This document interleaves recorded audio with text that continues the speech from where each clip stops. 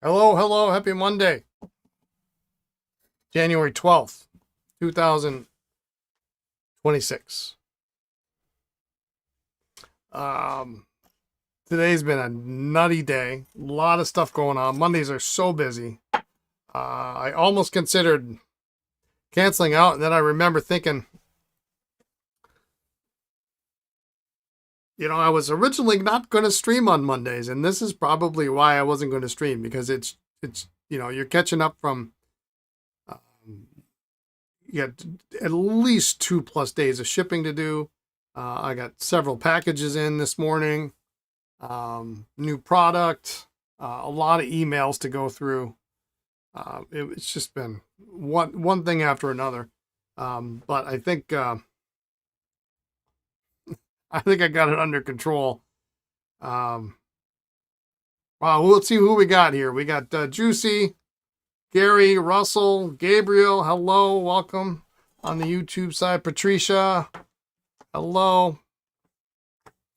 Anybody else I missed? Hey, you guys are chatting up a storm here. You don't need me. You take care of it yourself.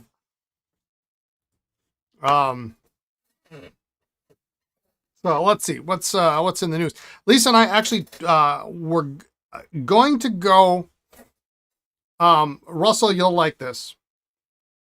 Well, sort of, because it didn't happen. But we were actually planning on going back to a couple of antique shops that we had been to a month ago or so.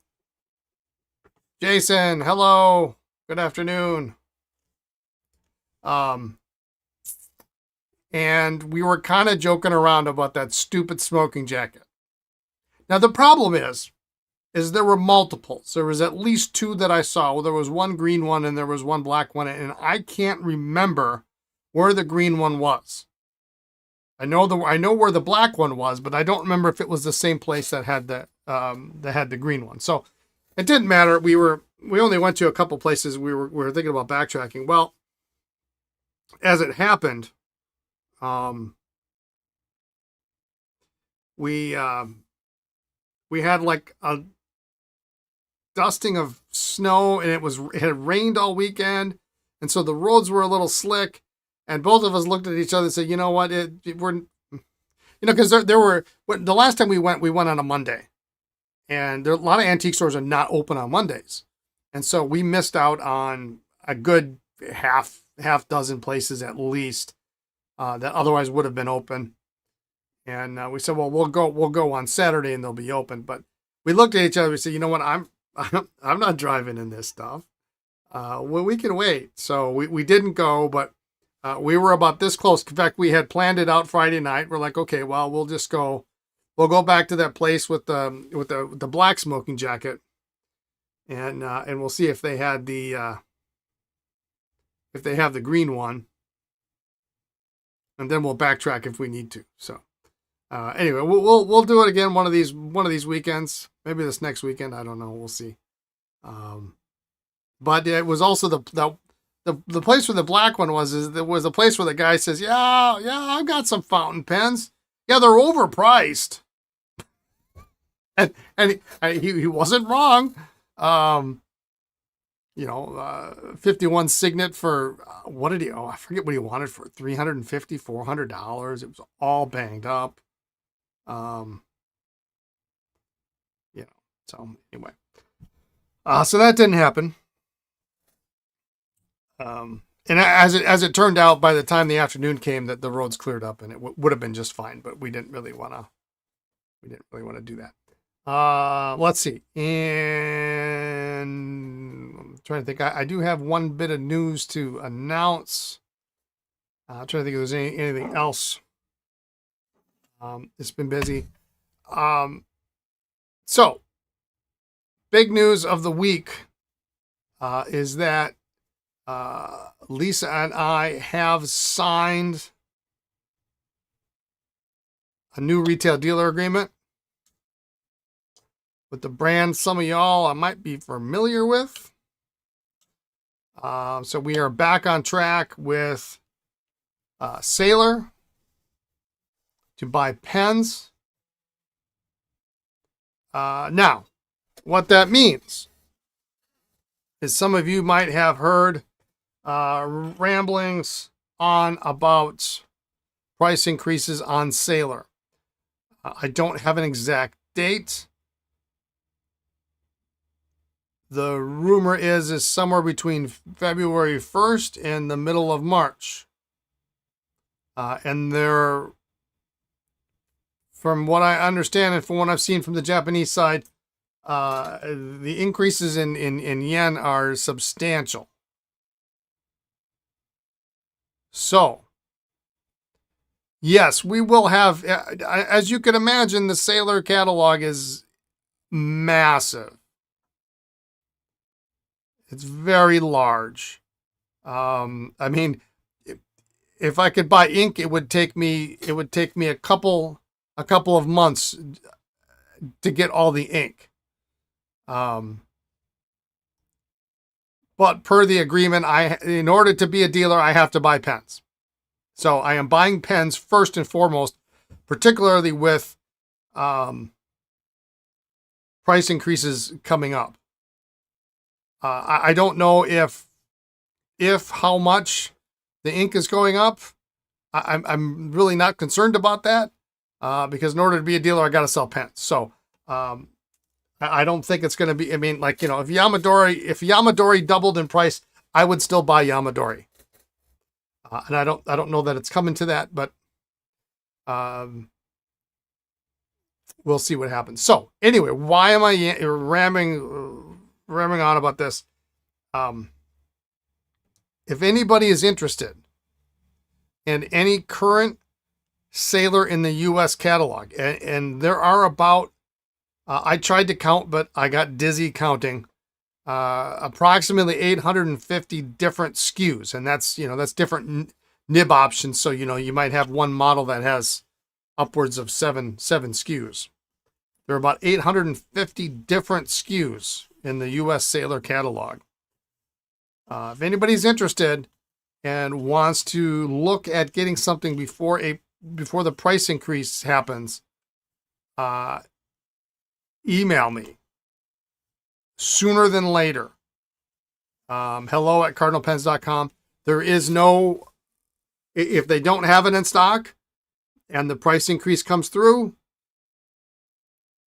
that means the price, if it shows up, if it's back ordered and it shows up, it gets billed out at the new price.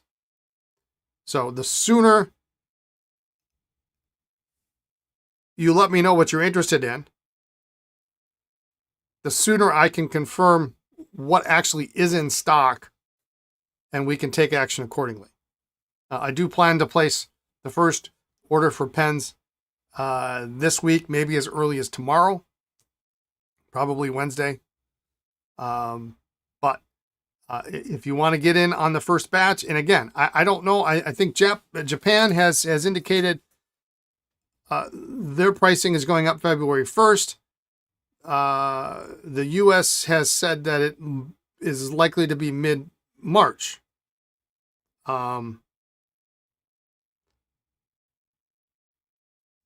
And so I don't know. What I also don't know yet is whether or not some of the North American exclusive pens, if those will be going up in price as well, because those obviously are not reflected in the Japanese catalog. So, what North America has in stock at the warehouse, if they don't restock, then maybe they don't need to increase the price. I really don't know. It's really kind of up in the air right now. They're talking on Ink Dependence live stream Friday that pen makers need to come up with new pens in that price range. Some of these pens used to be before the price increase happened. Yeah. So there's a couple of things happening. And I don't think it's, I'm stepping outside of my bounds by saying this, but because it's available, you can see it. Sailor 1911s are going to be coming soon with 18 karat gold nibs. So they're dropping down from 21 to 18. And we all know that steel nibs are coming to the lineup. I don't know. know how they write. I haven't seen any, but we do know that is happening. There's a lot of changes happening, and maybe that will offset some of the pricing. I really don't know. So anyway, we can talk more about it if you're interested in something. hello@cardinalpens.com. And if you know exactly what you're looking for, I will, you'll have to forgive me, but I'm gonna definitely confirm exactly what it is that you're looking for before we order it, and I'll send you an invoice, because I don't want to order the wrong thing and then be stuck with something that's going to be hard to sell. You know what I mean? So anyway, that's the big news. Sailor's coming, and of course, after we clear through and work up some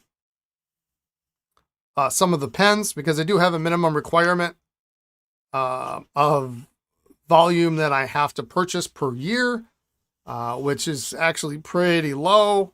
So I'm not really worried about it this year. I'm worried about how much we're going to sell after the price goes up, but I don't know that it's going to be too, well, it's not going to be too big of a deal, but I have to buy a certain amount. So I got to buy that first. Then we are going to be bringing back the ink, Manyo, Shikiori, Seiboku, Soboku, Kibaguro, all that stuff. In fact, some of that might come in the first shipment. We'll see. But you just have to be patient. If there's something you're looking for as far as ink, please let me know, and I will make sure that gets ordered sooner than later. Otherwise, we will have our own plan, and we will carry out the plan the way we intend for it to get carried out. So, they have steel knit versions called Profit Casual. Yeah. Curious to see the price of steel versions on the U.S. side. Yes, there's a U.S. distributor, is a Toya in California. Are they latex friendly? No, you do not use any Sailor ink with latex. We already had that earlier this year. We had a PFM that somebody inked up with Sailor Blue. No, Sailor ink is not good for latex sack vintage pens, vacuumatics. Anything with a latex sack is not good. So, any cartridge converter vintage pen, you're fine, but is not latex friendly. That was your Kale. Yeah, that was your pen. Yeah, okay, yeah. I couldn't remember. It's been a few pens since then. I mean, it sucks when it happens, but it's nice when it happens, because especially when there's a direct link to cause and effect, and now we know. I mean, I love Sailor Blue. I signed my agreement with I didn't have a Sailor with me, but the pen I signed the agreement with had Sailor Blue in it. So I keep wanting to call it Gentle Blue. But anyway, so that's it. Ink is coming. All the stuff. Sheaffer vac filler.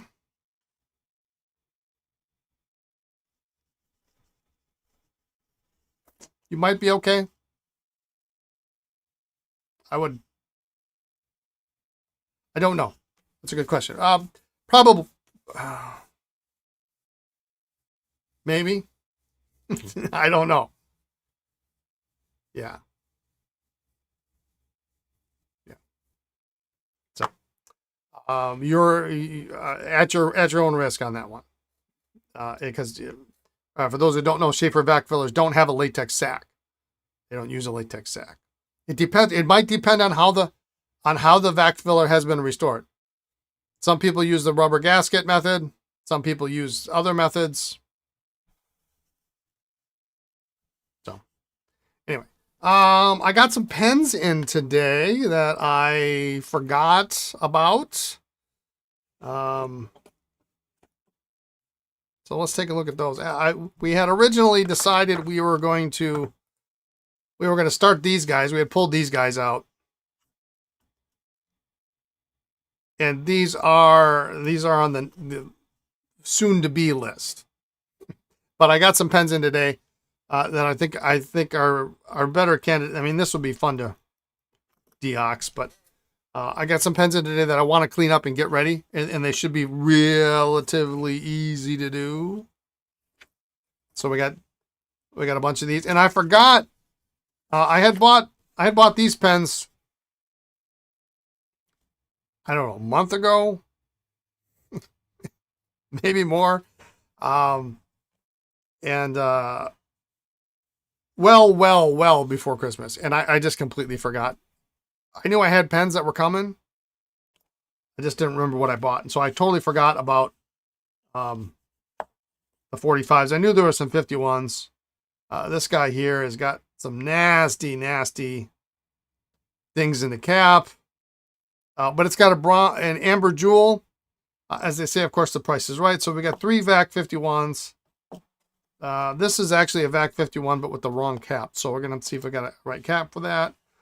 3 decent looking 45s, plain black, no big deal. This turquoise is beautiful, and this later flighter, which is nice because it doesn't have the black knob on the end, which always breaks. And then this guy here was supposed to be possibly be a Christmas present for Lisa, and then she decided, approximately 33 seconds after I okayed the purchase of this, that she really didn't want it. So this is an ST DuPont. It's a very slender pen. We got cartridge in there. Just toss that away. So we're gonna clean this up, and then we'll make these available for sale. So, well, as long as I got that one apart. So I want to work on these, but it looks like we've got a bunch of pens that we had started. What is this? Oh, that's a Vac. Some Sheaffers. So we're gonna do those first, and it looks like we got some Osmiroids and things like that. So we're gonna put those together. We'll test those, and then we'll start tearing these apart. So sound like a plan? I don't know. You really have no say. All right. So these would be nice to Dustin. Hello, how are you? Your Chou Kuro came in today, which I think you already know. So I will get that out tomorrow, out for you tomorrow, because of course the UPS arrives after the USPS, and so that's how that works. But we'll get her all boxed up. You'll get your tracking in the morning. In the cap with the dents, is it completely metal? Yeah, it's gold fill. So once we take, you got to get the jewel off. That's my favorite thing to do on Parker 51s. You've been around long enough. You've seen me take dents out of 51 caps. If we can get the jewel off, we can take the clip off, we can take the clutch ring out. I can roll those dents out, and it'll be really nice. So, I'm go for that.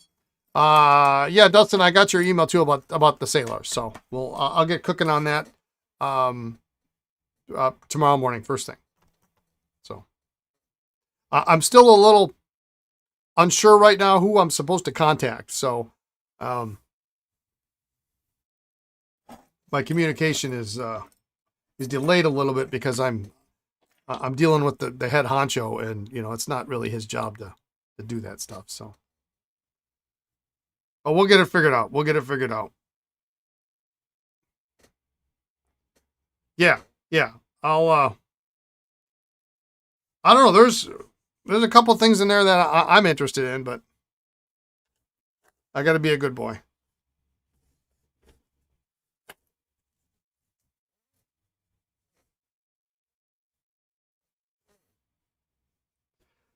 Juicy, you've seen me roll caps out, have you not?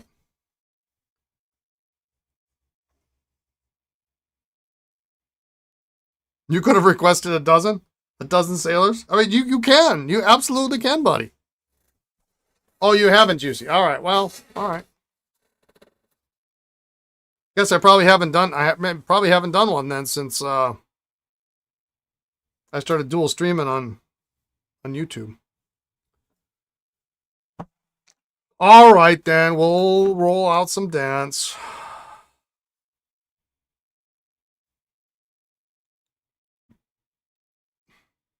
You also need to be a good boy. Yeah.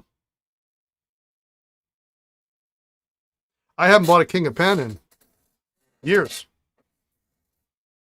I miss him.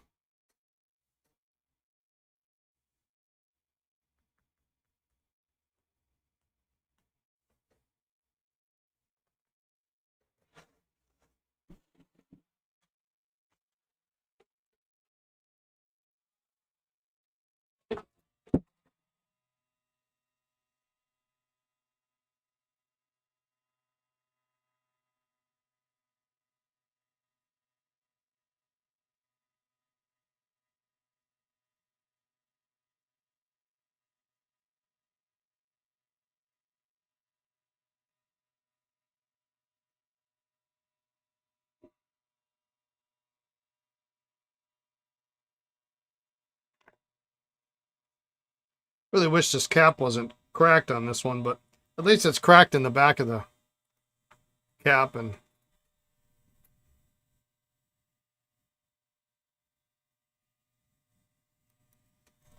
it can sort of be hidden.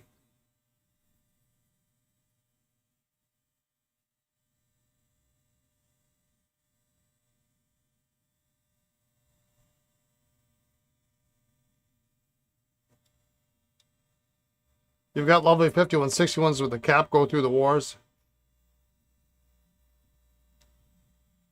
Yeah, so you need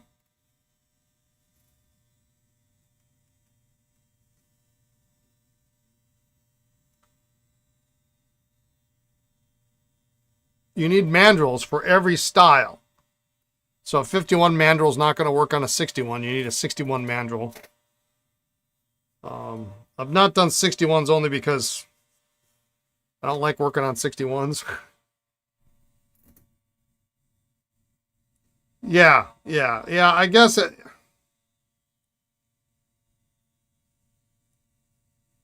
didn't really like the one from Pen Tooling. I like all of Dale's stuff, except that tool was not. I didn't like it at all. In fact, I sent it back. I didn't feel that it was finished enough, and it would have left ripples in the caps.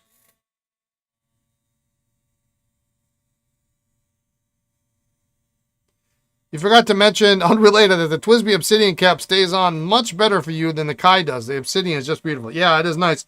I'm still trying to figure out what ink to put in mine, which is completely ridiculous because now it's, the 12th or 2 weeks later, 3 weeks later. Which one do I recommend? Well, that's the problem. The one that you need, you can't get. And I would only buy Dale's if I could see them in person. And that's the problem. You can't, because he only goes to a couple of shows where he brings his stuff. My kit is Waterman Black. Yeah, I know it's kind of boring, isn't it? On an Obsidian. My kit was made by Stuart Hawkinson. And it's a beautiful kit. It's really beautiful. But he doesn't, I don't know that he makes that stuff anymore. Sailor Kiwaguro. Yeah, I want something that's easy to clean out. I'm not one of these people that has to have a permanent ink or anything like that. I really don't care. Most of the stuff I write with on a fountain pen are plain and simple notes that eventually get tossed. So I don't really care if it's non-archival and all that jazz. Don't care.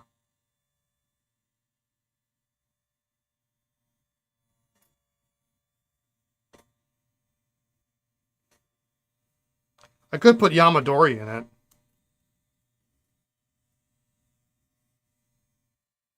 That would be all right.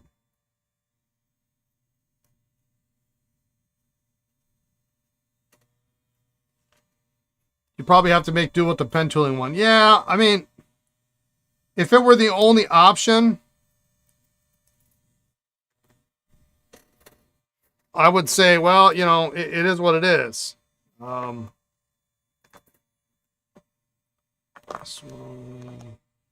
I would get it, and what I probably would do is I would polish the snot out of it, because it has little ridges, or you know, it has little ridges that if you roll on that, you're going to roll those ridges right into your cap. You know, I mean, that's, to me, that's not acceptable. He didn't seem to be remotely. I mean, and don't get me wrong. I like Dale. I talk about buying his stuff all the time. You should absolutely buy Dale's tools. That one is just not right. It's not right.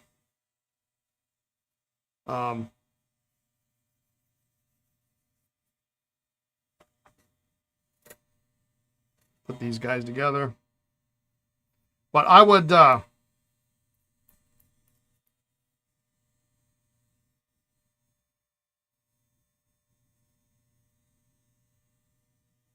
smooth out those ridges. I would sand it down or something. Nick Penthusiast, hello. What are we working on today? Well, today we're going to try to hopefully finish up. Turn this off. These Sheaffers. I still got one soaking, which is why this cap is over here. I got a couple of Osmiroid 65s. I got a Sheaffer. We're going to forget about this because that's not working. And then we've got some 51 Vacs and some 45s and a ST DuPont. Which is kind of neat.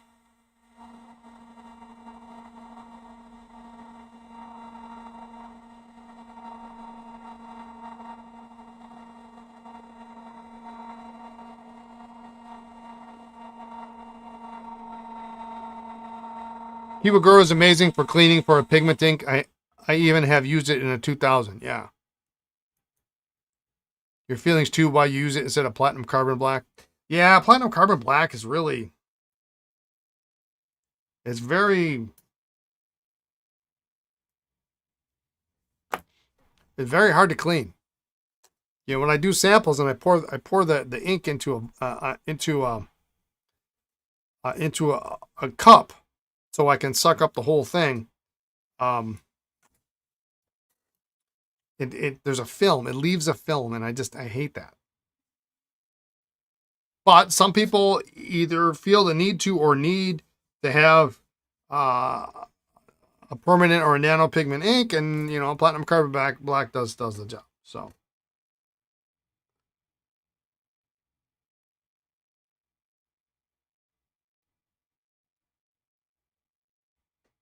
But yeah, Juicy, if you can find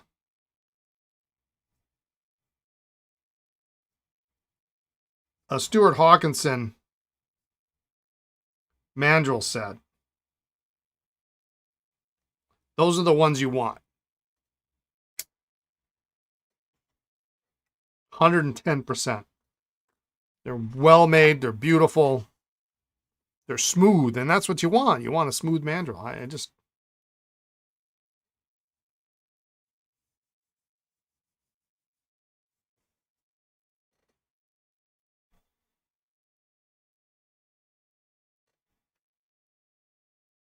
I just hate lever fillers with threaded sections.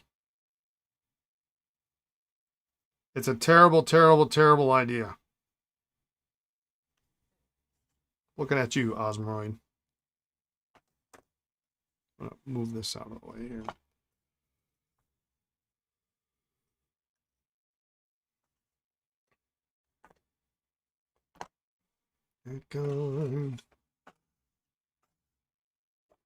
All right.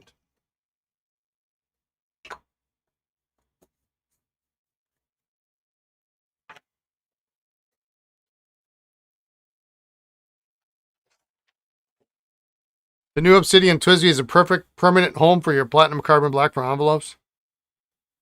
Okay.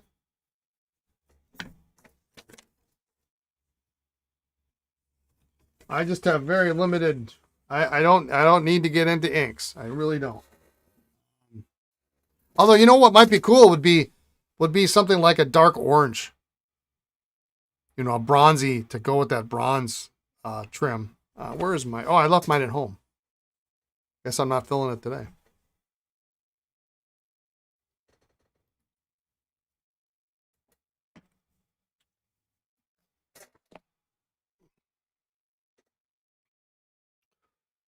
Similar, the only nitpick I have on Kiboguro is the highlighters do smudge a bit, and then there's a surface coating it has on paper like pencils. So if you write on both sides of the paper for a journal pen, surface coating. Oh, okay, interesting. Yeah, because in other words, my ink choices are Aurora Black, Colorverse, what is this, Aqua? Virgo. This. I love this color. This is a great color. I got Sailor Blue. I think I got a bottle of Sailor Yamadori around somewhere. Waterman Black, Waterman Blue Black.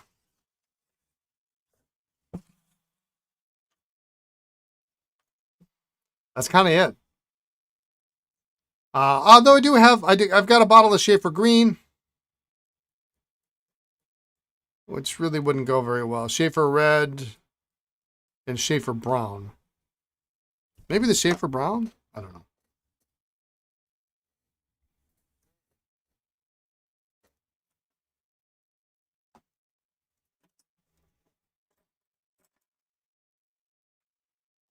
All right, let's see what we got here.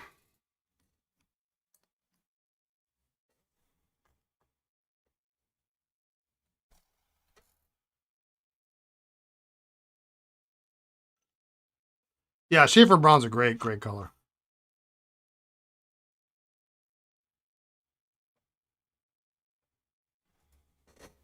It's right up there with, Groff, Hazelnut Brown. I think is a nice brown.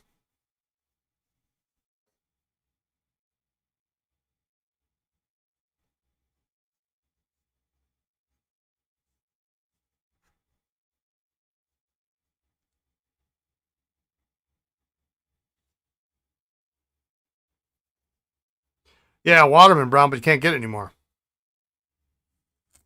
Sadly.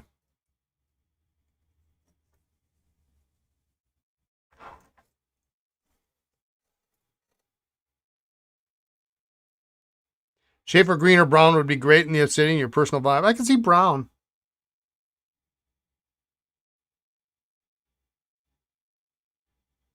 I haven't used a brown ink in a while.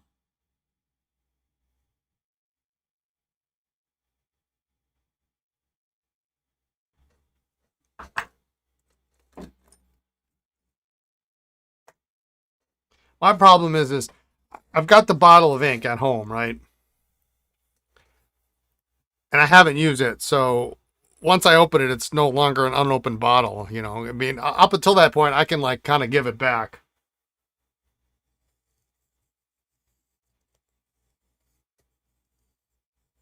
If I go through that, wow, I don't really need it kind of stage.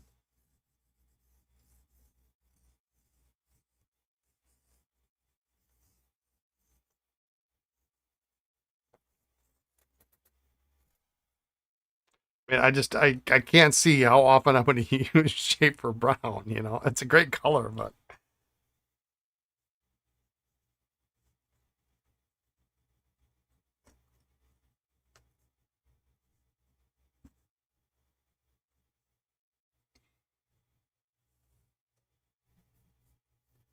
I got a nice broad nib on my Obsidian, so I want something that's really going to show off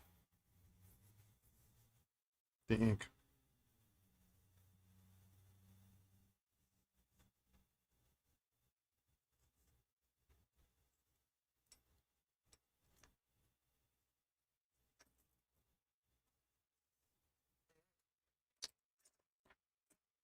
Yeah, this nib is okay. Be better.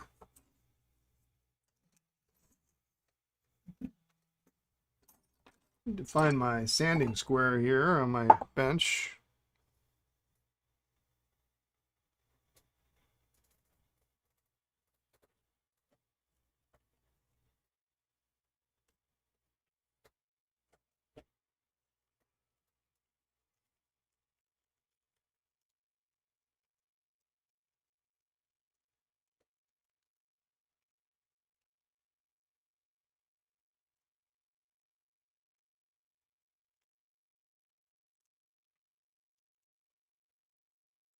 Yeah, I like Aurora Black.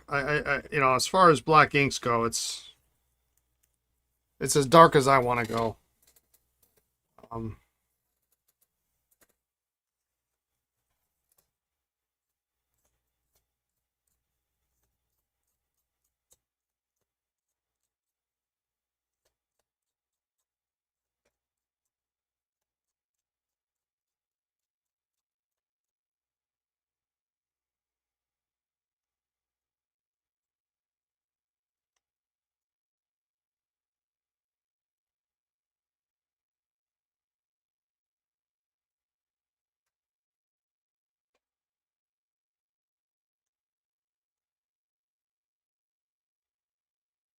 but you know, maybe I need to mix that up this year.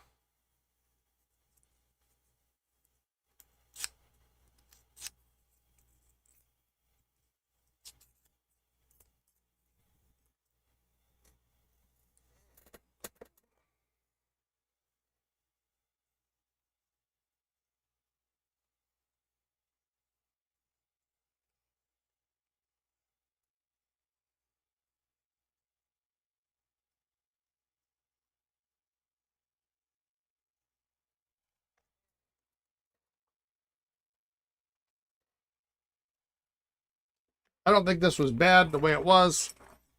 Could it be better? Yes.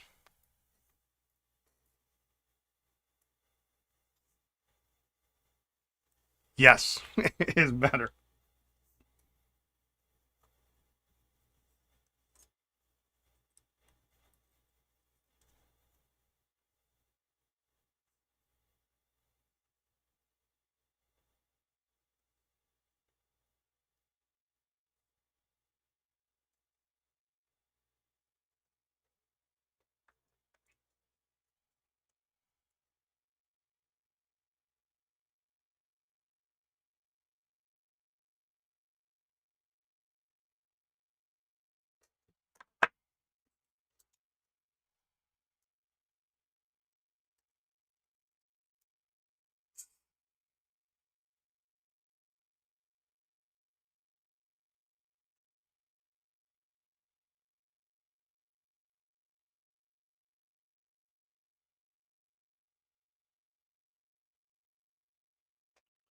Just a slight little.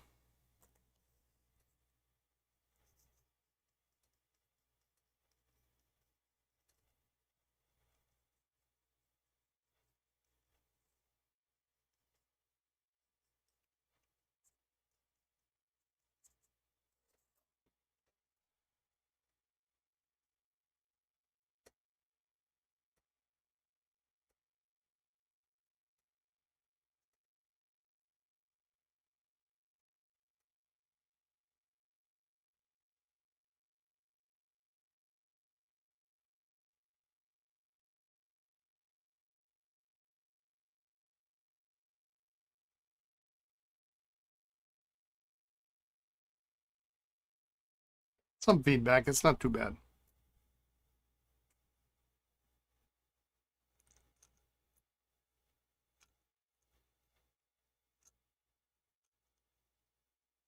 Although I will say, you know,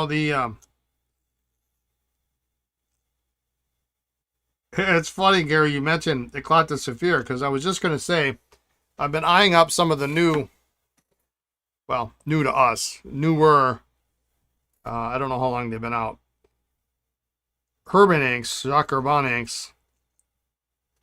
Um, the Vert 4A looks really great.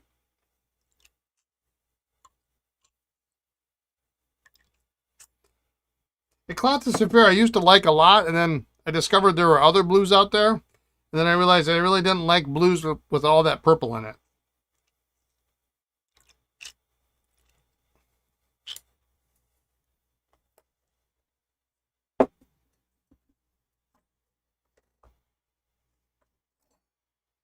But it is a nice ink. When Lisa and I first started dating, I used to... in fact, I think she gave me a bottle of it.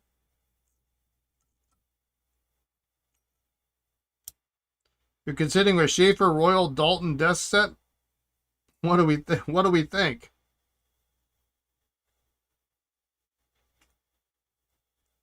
I think if you want a desk set, I think you ought to get a desk set.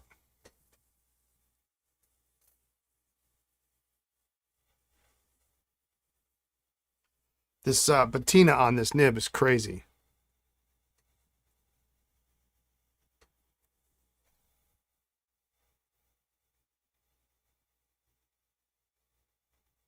It's really great looking. It's almost impossible to really capture in the light how great this patina is on it.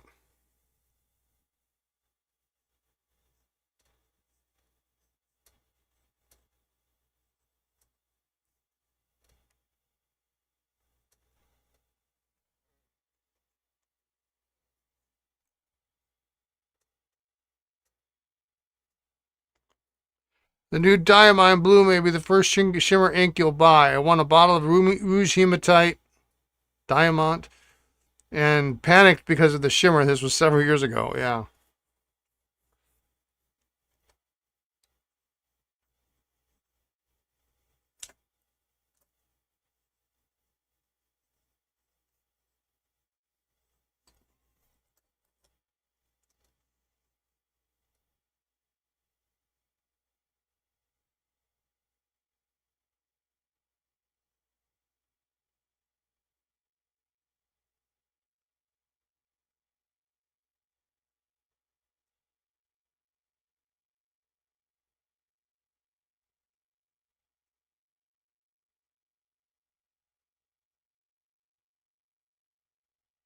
This isn't bad. Nice firm nib.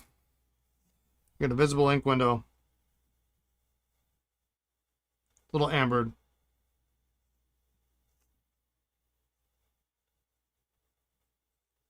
You wonder where one can buy desk sets? I wonder.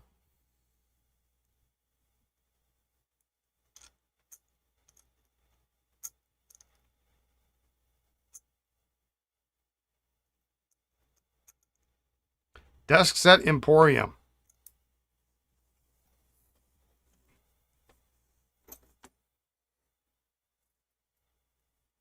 If there are only some kind of emporium, yeah.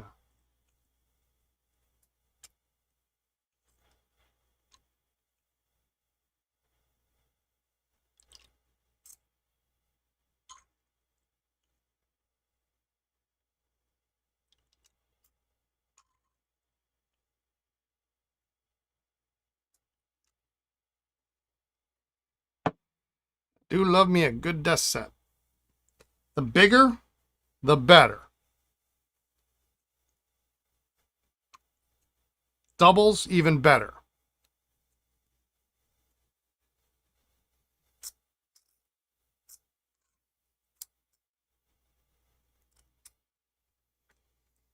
So I had a client who gifted us a copy of the movie desk set. Katharine Hepburn and you need a desk for just a desk set? Yeah. And so we were watching the movie. Yeah, calendars, clocks, you name it, man. Those perpetual clocks, those are the best. I started watching the movie. I didn't get a chance to finish it because I was trying to watch a digitized version of it, and for whatever reason, it was not syncing very well with my Apple TV. But man, did like every secretary in that movie have a beautiful double desk set on her desk. What was my first desk set?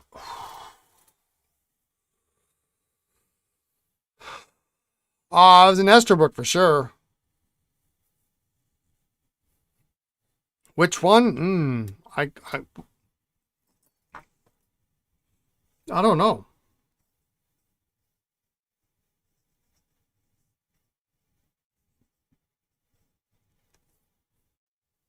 That's a very good question. And I'm trying to, and normally I remember. I have this uncanny ability to remember like every pen that I buy. I can't remember names and faces. I can remember darn near every pen that I've ever bought, where I bought it, roughly how much it was. Um, Not all of them, but I mean, I have a really good memory for that stuff. I can't remember. I can't remember the first. I mean, I've literally bought hundreds and hundreds in my lifetime. So, um,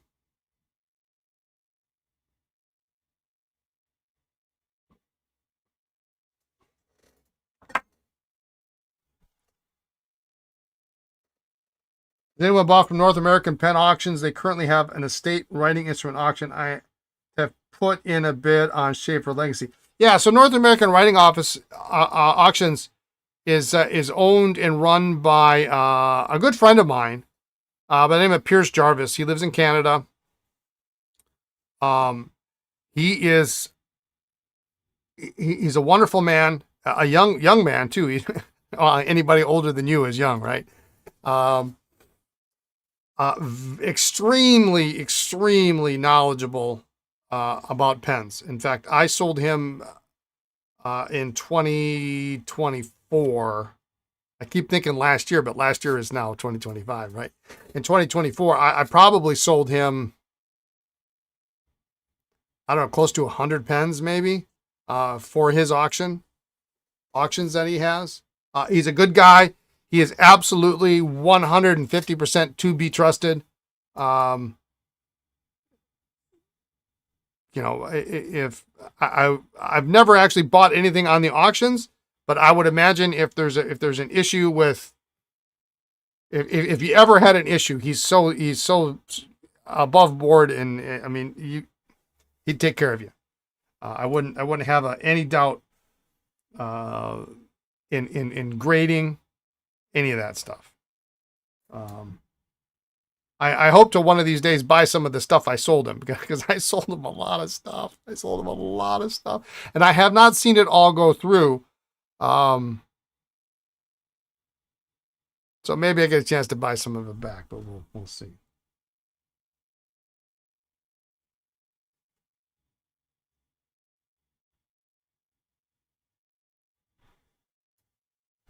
Yeah, you'll be good, Gary. He's a great guy. He was always, in last year, 2025, he was always, it was real nice. He was always checking in on me to see how I was doing, and I really appreciated that. Um, we don't get to see each other all that often at shows, and I know last year he just got married, so he was dealing with getting married, and I don't remember how many ceremonies he had, but honeymoon and all that stuff. So he was real busy last year.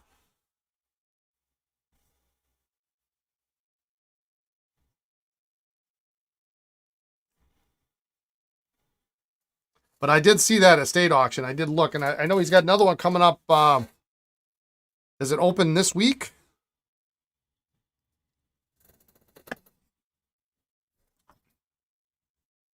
Can't remember.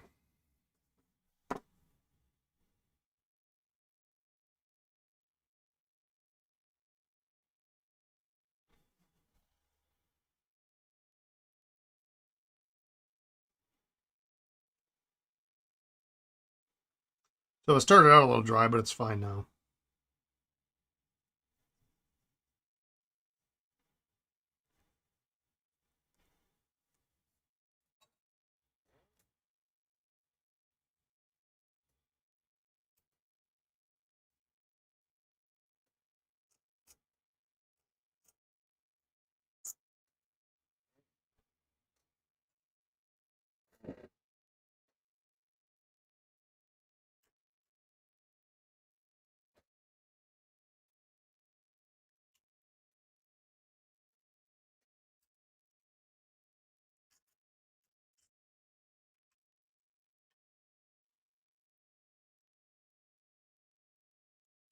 Which are running a pre-bidding on 24th of January. Oh, okay, great. Thanks, Gary. Goes live 1st of March.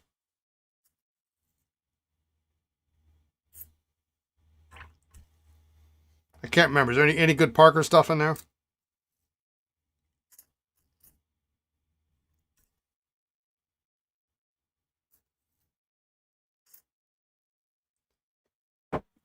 As I say, you can't keep it all, but there were 2 Parker jointless that I sold him, and 1 in modeled hard rubber.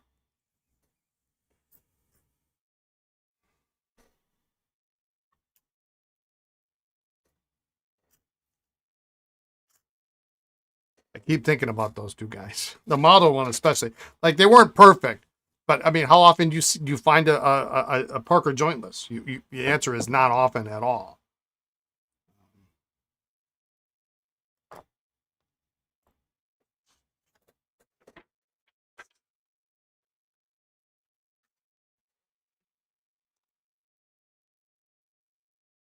There's some good Parker lots. We'll see. We'll see. I did just buy, and you won't see them this week, but you might see them next week. A couple of 4 very nice Japanese pens. They're not for me. But they will go up for sale. I will make them live on the podcast. I'm hoping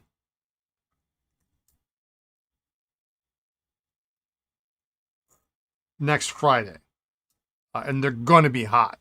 I'm telling you right now.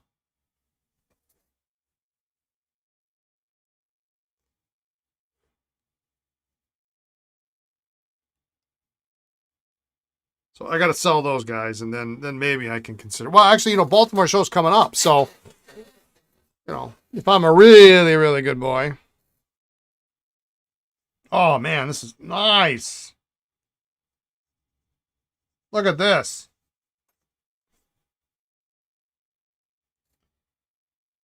You catch us later, catching up with a friend of Tom from DC. All right, have fun, Gabriel. Look at this Sheaffer oversize.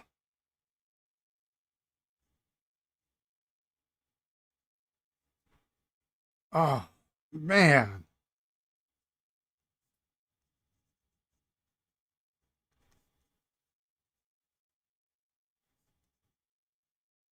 Is this one maybe better than mine? Barrel's nicer. Oh, it's not actually a lifetime nib. Doesn't say lifetime on it.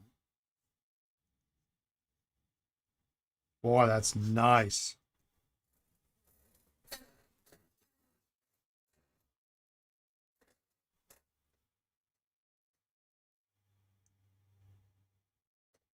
Cap's nice. Boy, this is a nice pen.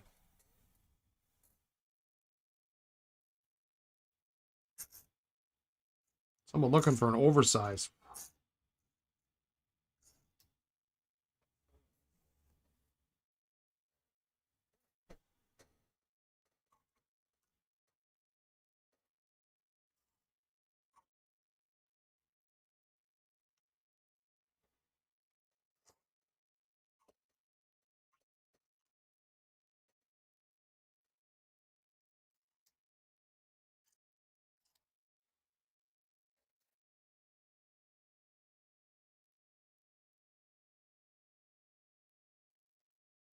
Oops. Second water.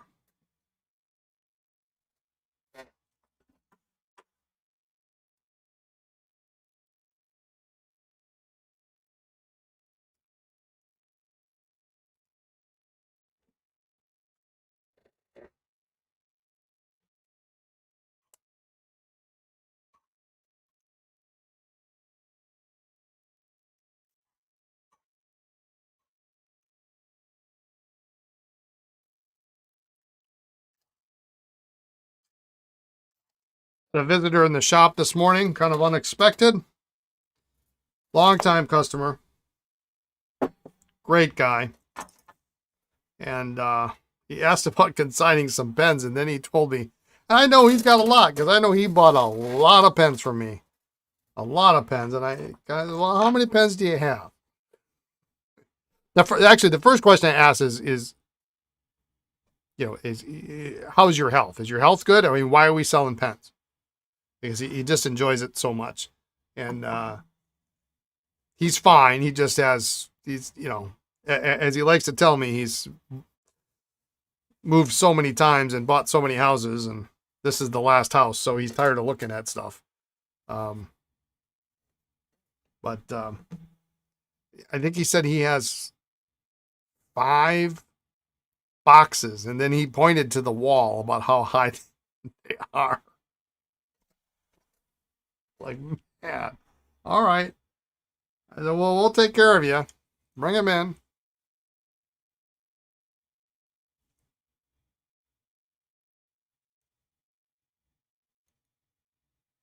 So we've got Pen Club coming up next week. No, I'm sorry. This Sunday.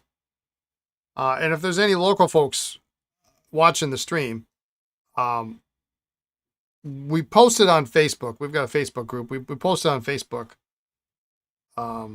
It is 12 to 2 at the Festival of Foods in Menasha. So we're going to get an email out. However, the problem is Google does not make it easy at all to transfer ownership of a Gmail account. It has been quite a challenge because we had a Gmail account set up, and we, because it asks for verification and open up your phone and open up your YouTube app and give me the number, and that wasn't working. And then we changed the emails for security purposes, and even that's still not working. So I don't know. For local club members, we're probably just going to change the address that the announcements come from, because it's just, we tried for I don't know how long on, I think it was Friday night. And, I'm calling Bob, the former head, and it just wasn't working. You'll be there on Sunday. Looking forward to it. You'll be your first meeting. Yeah, so it's the Festival of Foods in Menasha. So just look that up. If you need information, email me. You know how to get hello@cardinalpens.com. But we're just trying to get it out. And I said, I talked to Lisa today. I said, listen, if we can't get the Gmail thing figured out today, I'm just going to create an Appleton Pen Club at cardinalpens.com, and we're just going to send it from there. Since we're kind of running it now anyway. It might as well just come from us, and we'll do it that way. But we can't not send something out because some people don't have Facebook. Yeah, you can relinquish your first point. Yeah, it's insane. I mean, and even after we called up Bob, we said, okay, it was late Friday night too, so I don't know what he was doing, if he middle of dinner or what he was doing. But we said, listen, we can't, So he changed it to Lisa's Gmail and Lisa's phone number, and it still would not work.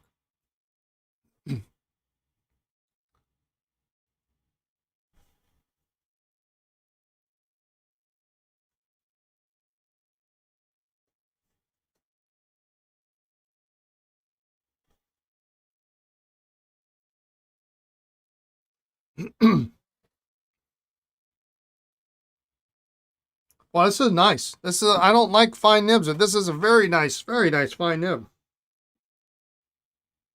But it's no surprise because the Canadian nibs are just, oftentimes they're just that much better than the U.S. nibs.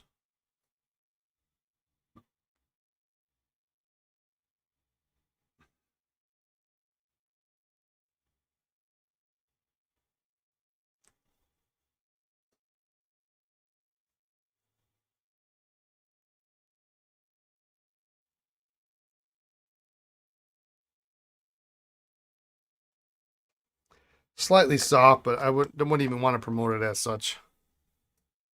You can concur about the Canadian nibs. Yeah, this is nice.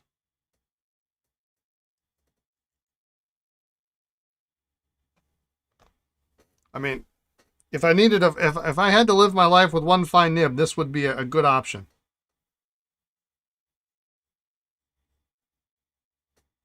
It's smooth. Nice.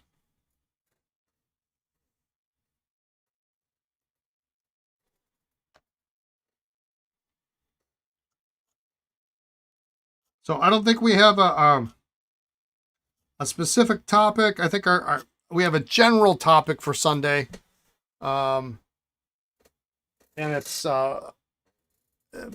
pens and pen stuff you may have gotten for Christmas or during the Christmas holiday, or anything new that you brought. Just bring for show and tell.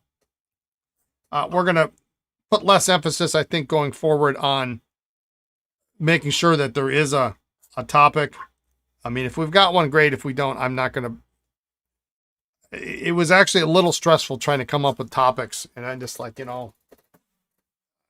y'all just want to come and hang out, I think that's just as cool. There's something you want to talk about, great. But normally we're 1 to 3, but apparently there was a group that had booked the meeting room from 2 to 4, so that's why we're doing January's from noon to 2.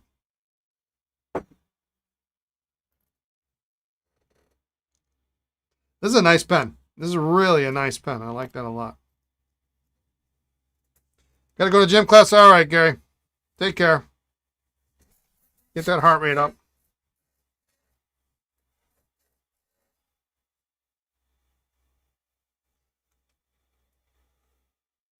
Topic is not to have a topic. Yeah, right. Before I do this, let's see if this nib is even worth using.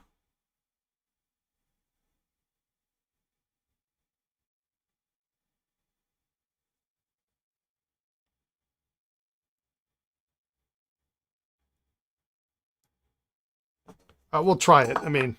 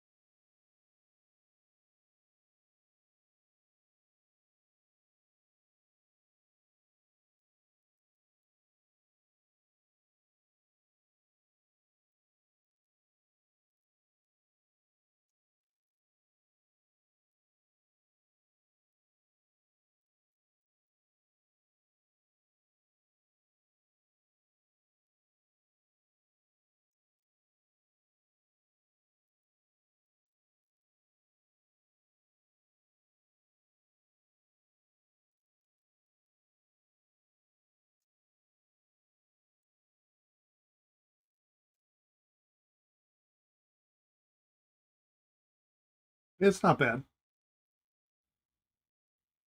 It's got a little plating loss on the nib. But did I mention yellow?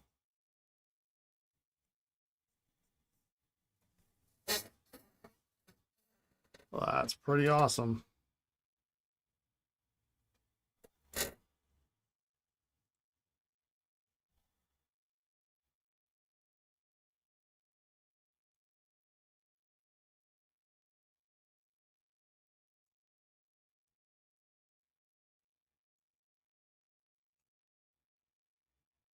My concern is this lever flop in here, and you can see if I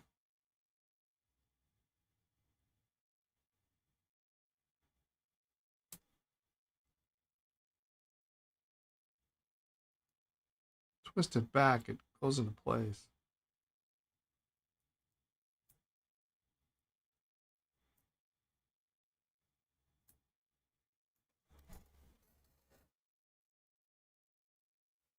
So these,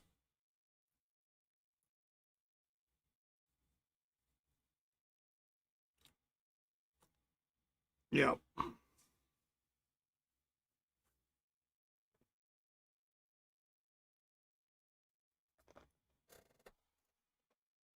Afraid that was going to happen.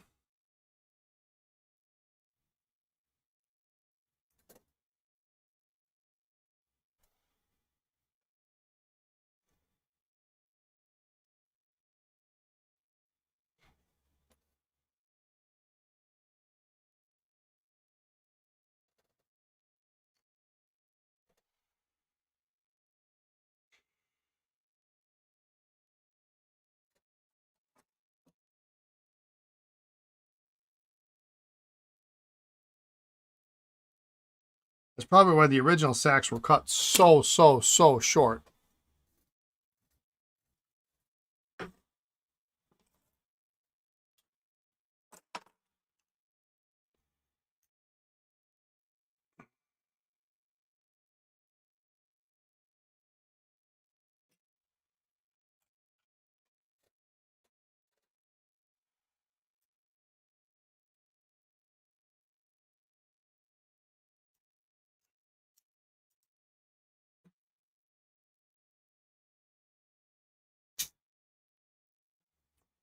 Let's see if that.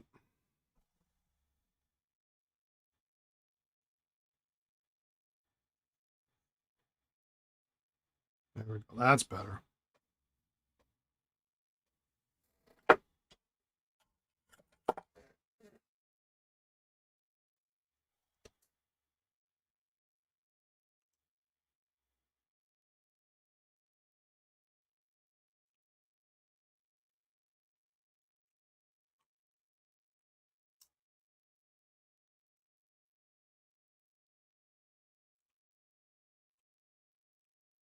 Needs a little polish, but in other words, did I mention it's a yellow? Boy, it's really, these have really a sharp edge to them on the edge of the lever, so you got to be careful with your fingernail.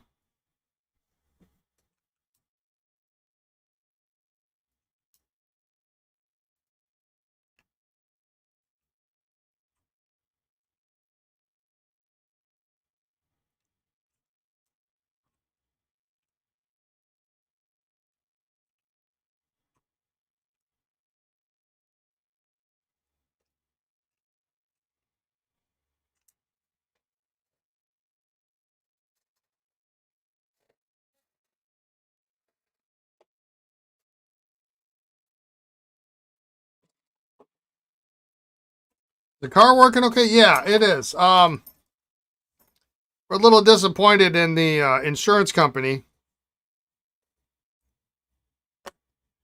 They didn't replace the tire that was damaged in the accident.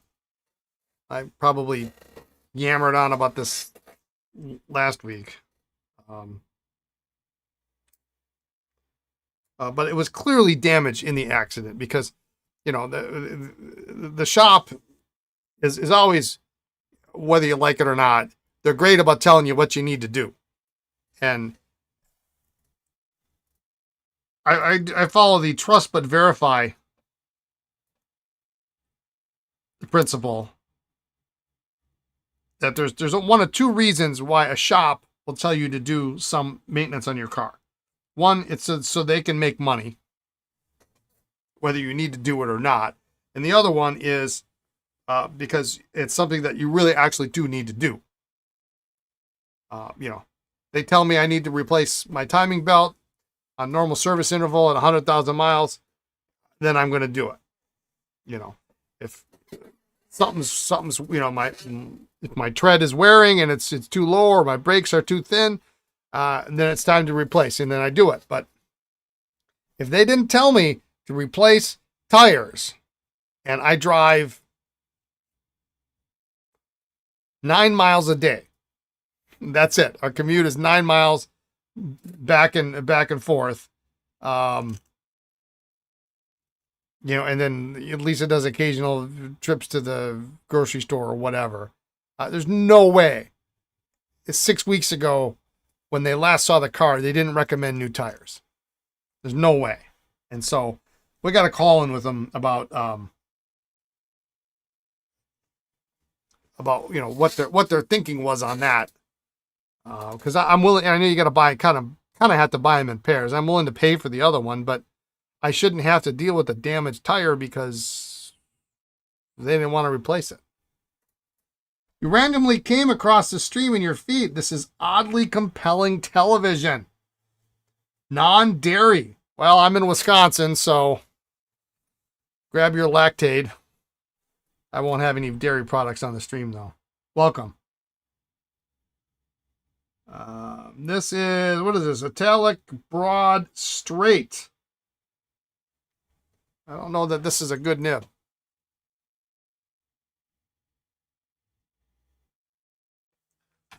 None of these are tipped, so.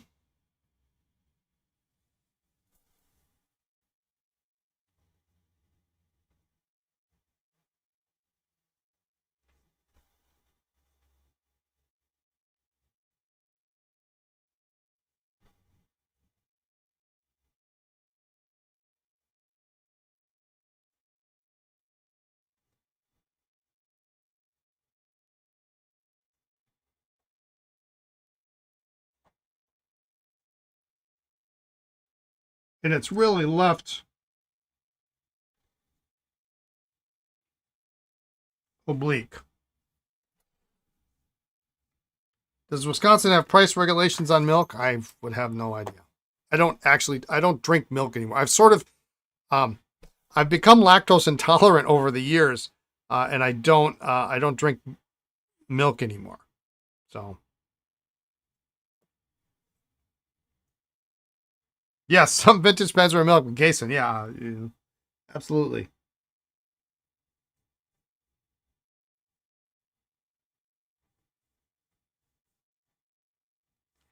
Casein, usually anything Conway Stewart made, you have to be careful about.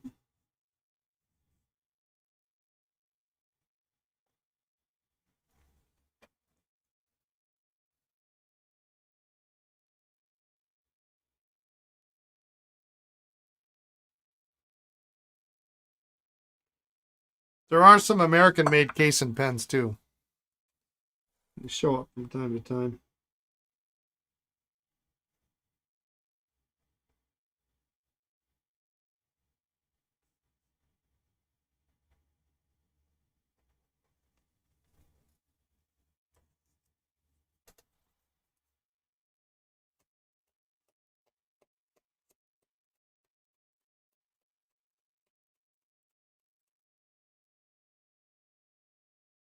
Nib is really very crisp on the upstroke, so it's tight.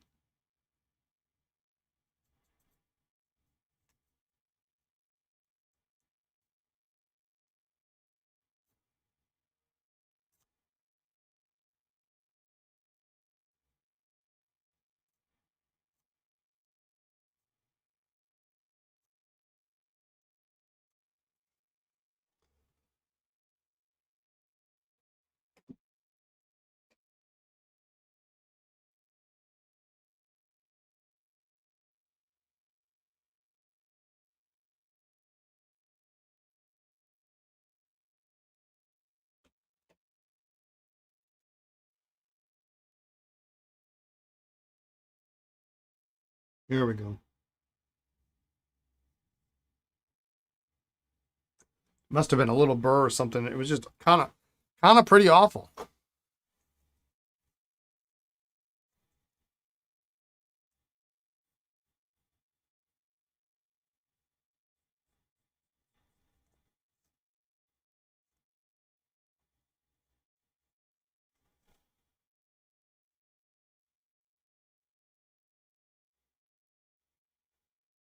Now, when you have an italic nib,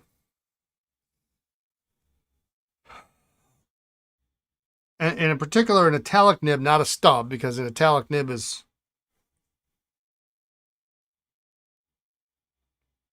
this is exaggerated, but as opposed to a stub, which is rounded at the corners.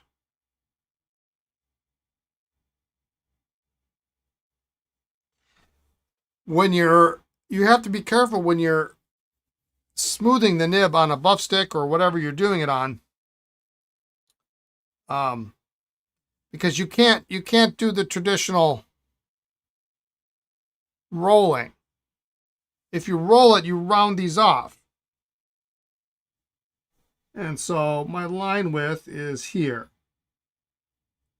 If I roll them off,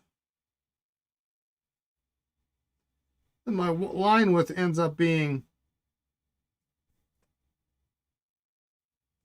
there. So you kind of have to position it and smooth it without moving it.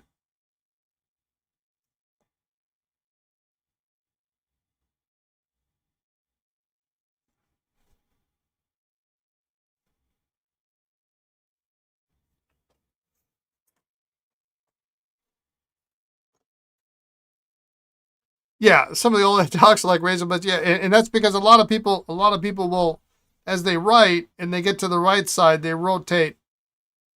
You know, especially if they got their arm. If I got my arm in here, kind of jammed in, tucked into my rib cage, they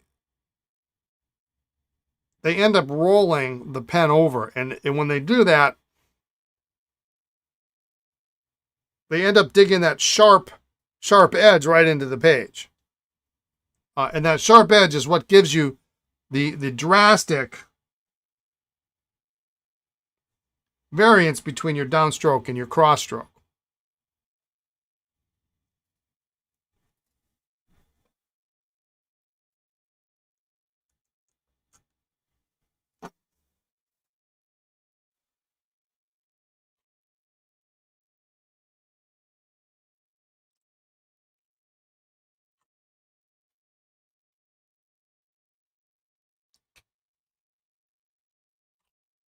Lisa's guilty of that.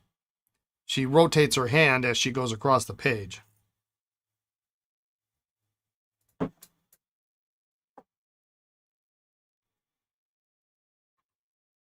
And so on a regular nib, you can smooth it out by rotating it, which also helps with if a person doesn't position the pen properly on the page, it's going to be smooth, you know, all the way around the tipping.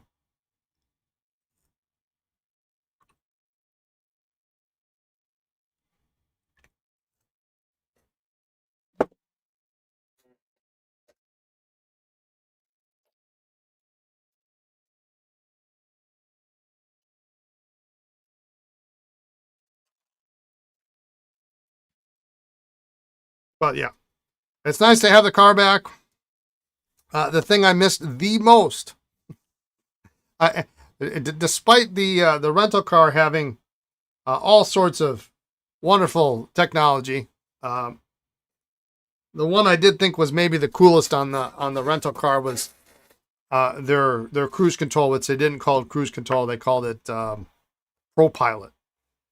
It senses the lines, and then it pretty much, you can pretty much take, it's not like, you know, autopilot, but you can kind of take your hands off a little bit more if you're trying to do something, and it kind of, you can feel it stiffen up, and it kind of locks into place. Now, it was really, I used it once. It was really hard to do because the side, the road was a little bit snowy, so that the side lane marker was covered up in snow, so it was having a hard time reading it. But that was cool. But what we missed was the heated seats. This, you know, the rental had everything but heated seats.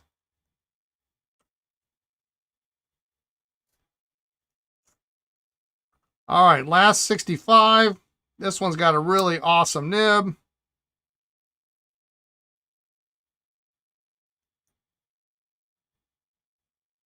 Your dad always bought cars with cruise control, partly because he had a lead foot. I mean, I remember the day, you know, cars didn't have them, right? They didn't always have them. And you'd buy these kits, and you'd have to install them yourself. I remember once my dad trying to put it on. I drove a Chevrolet Chevette in college, and in high school. And I remember my dad trying to get, for some reason, I don't remember what the deal was. He was trying to going to put cruise control on there, but then for whatever reason, it didn't work. He couldn't get it to work. He had to return it, and he just ended up giving me the money. Like, here you go. It didn't work. All right, so what do we got in this Osmiroid? We've got a B4 music. So this is 3 tines. I've never actually used one of these.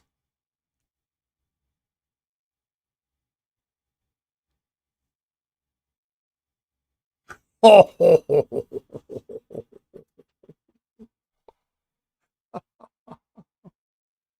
Got some plating loss on it.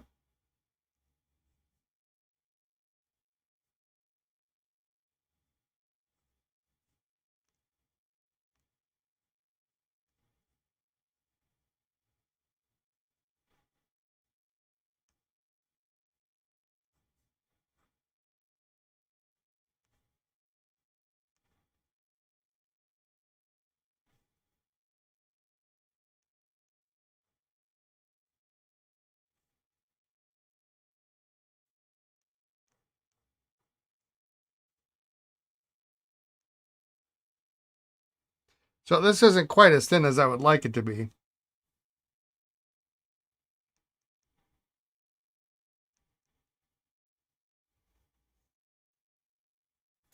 But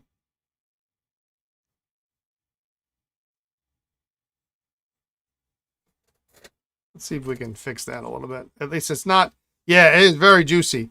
I'd like to see the flow a little better though.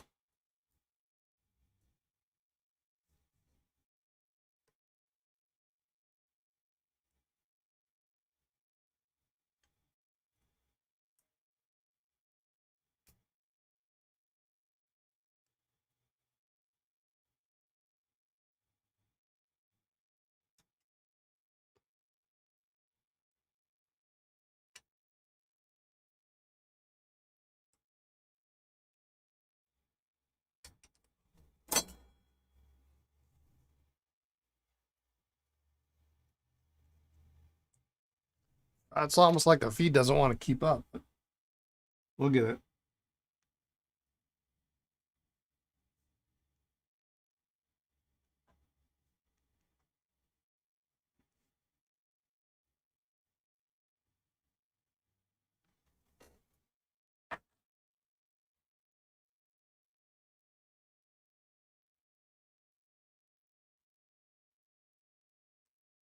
So this is the difficult part about a 3-tine music nib is you got 3 tines to align.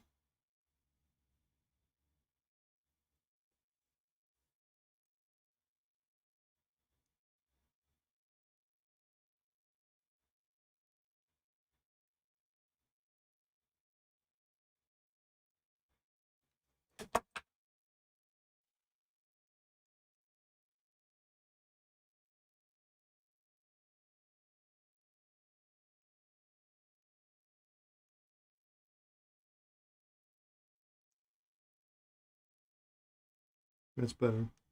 Flows better. Very angle dependent.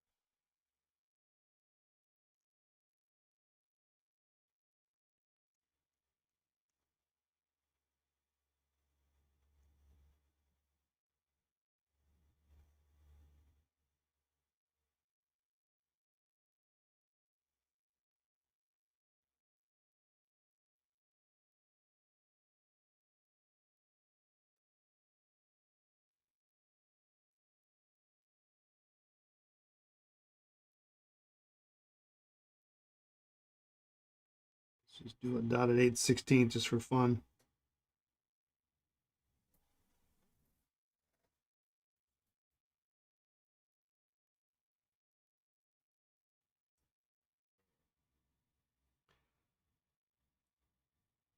Feed's probably not the best feed. I think that's the problem. Is the feed is just not, doesn't really keep up. And you have to kind of get it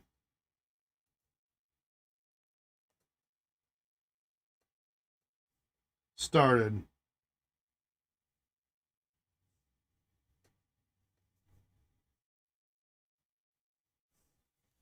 And then it writes. But that's a pretty, it is not for the extra fine loving people on this stream. And you probably have to re-ink your pen every other page.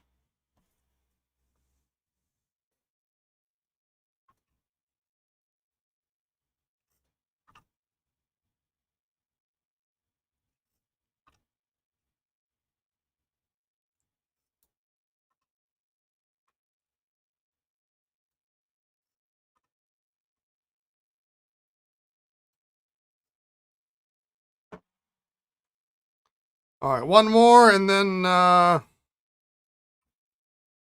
we can start the next batch.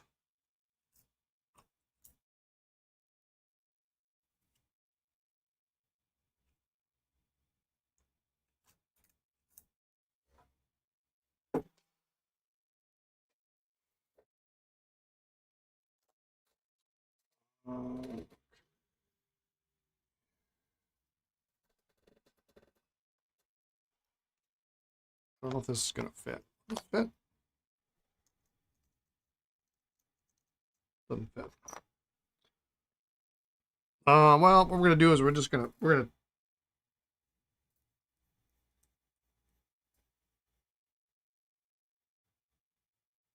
use the converter, and then, so it doesn't fit. Now this is going to be the exact opposite, because this isn't extra fine, from what I recall is extra fine. Oh, that's nice.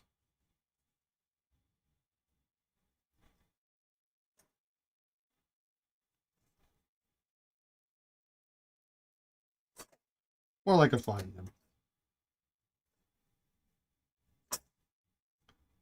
Cartridge only.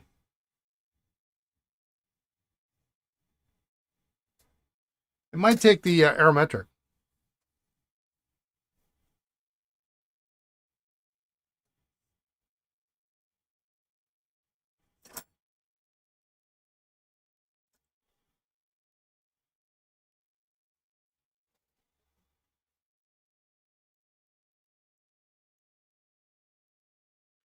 I'm glad I waited on that one. We got that originally with, came with the rollerball section. And then I recently got a collection with a bunch of nibs, so there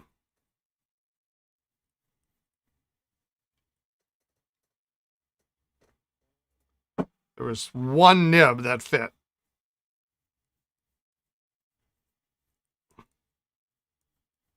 But a nice sterling silver pen, inlaid nib. I mean, what is not to like about that?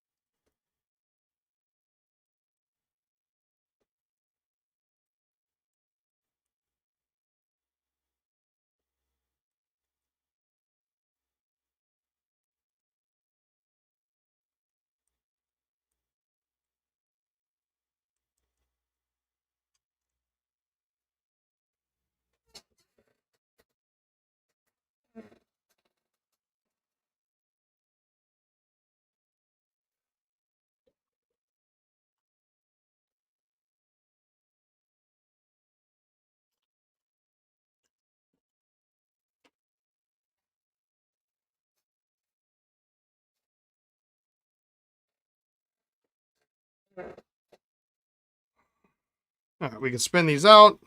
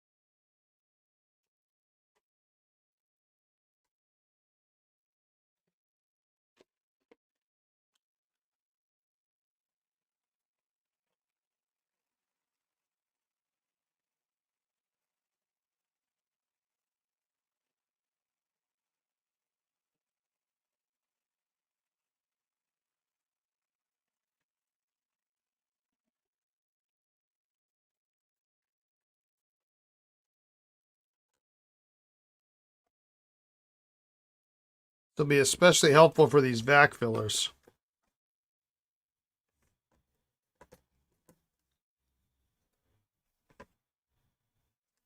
Getting all the ink out of those.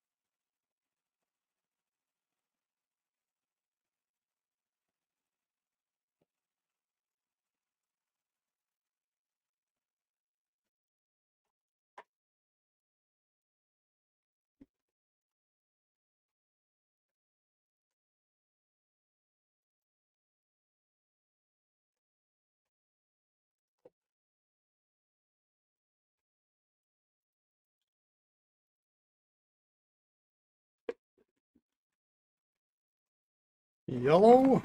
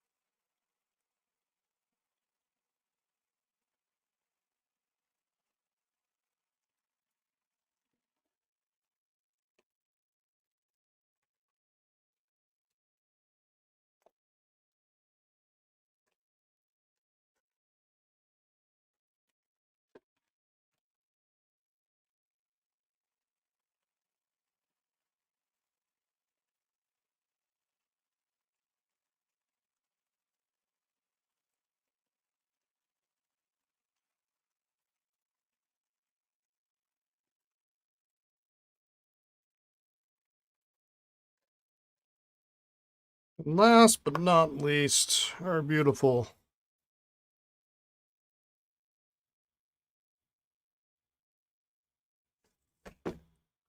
Sterling Imperial.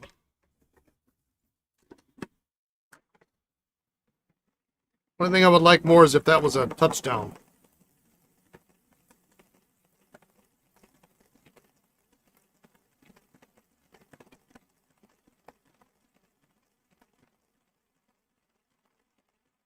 Should motorize the spinner? Yeah, probably should. Well, I could. I think Ron Zorn has one that's motorized. It almost doesn't matter. This is way better than shaking it out by hand, so I don't really care.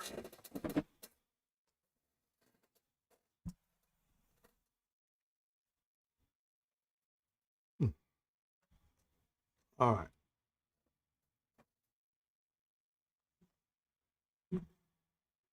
That's a good looking tray. There's some really good pens there. That is outstanding. It's really an outstanding pen. And I think these are my two favorites.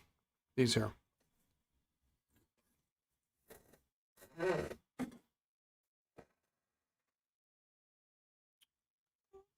Let's do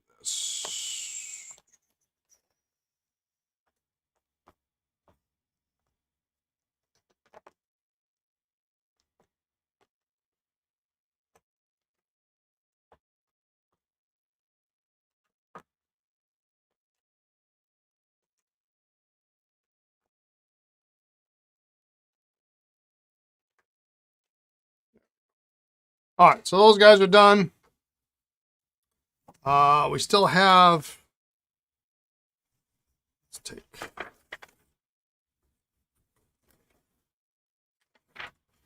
an ebonite pearl that we haven't gotten apart yet.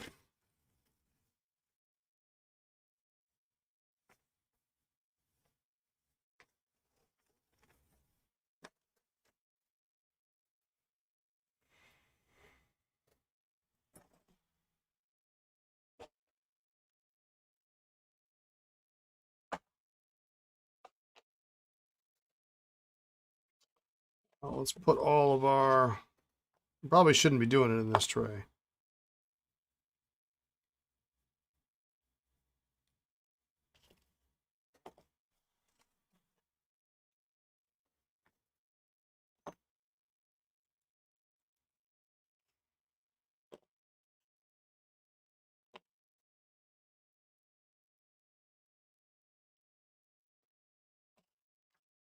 Do it this way.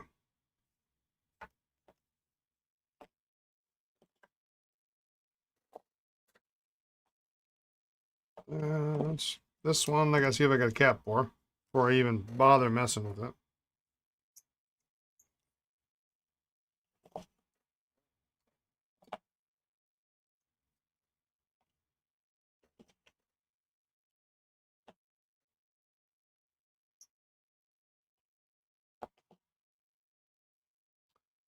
All right, let's see if soaking for the rest of the weekend. Silver one is nice. This 45, or this the sterling, yeah, the Sheaffer, that's nice.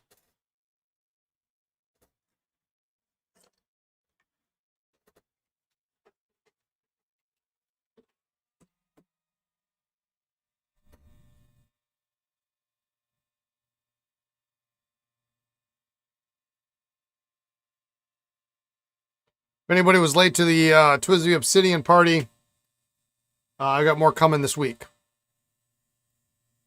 Thursday. Kai's will be here tomorrow. So I was really kind of shocked. We sold out of all our Kai's last week. I would not expected them to go that fast. I thought maybe I'd sell one or two, but not all of them, and they all sold.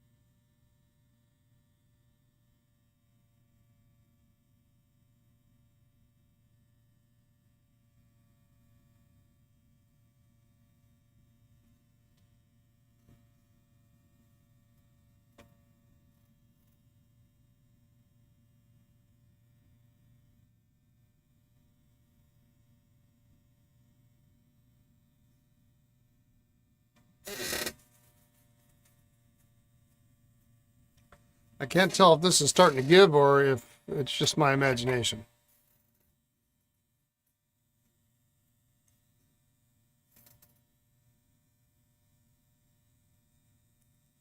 There we go.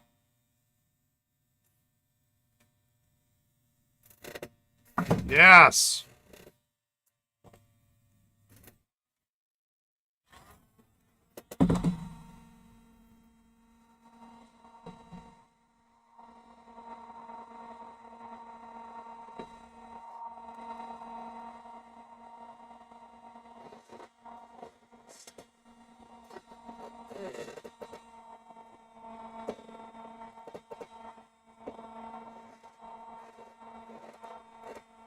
All right.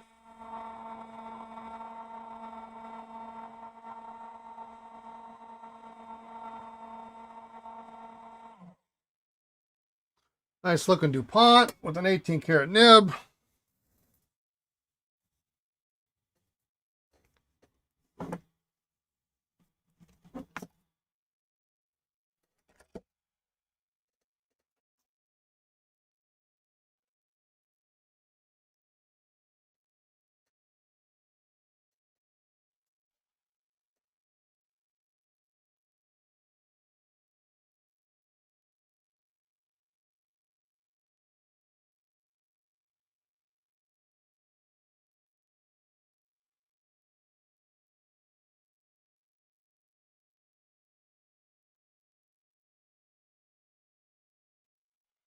Okay. 45 black gold trim.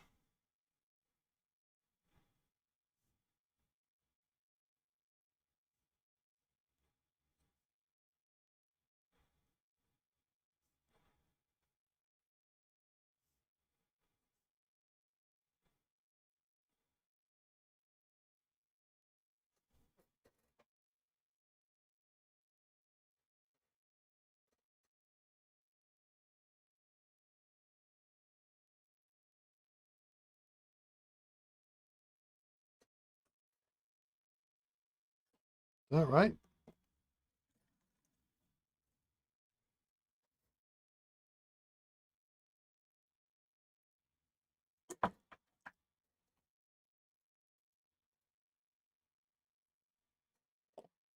Let's see what the nibs have to say. 48 first quarter.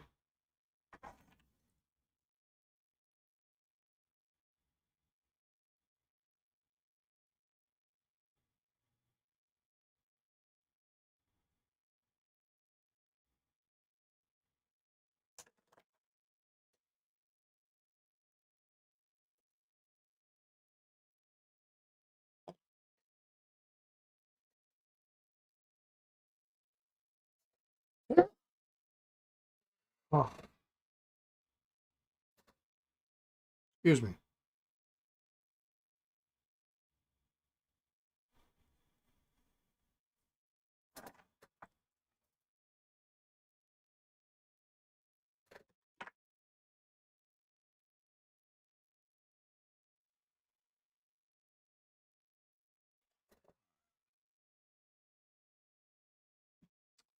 I suppose I ought to deal with this guy. So this has got a later VS cap.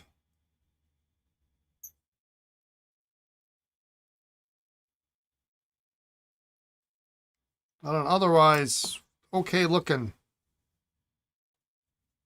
pen. And you know, I might have I probably have a cap of that. Hang on, let me grab my parts.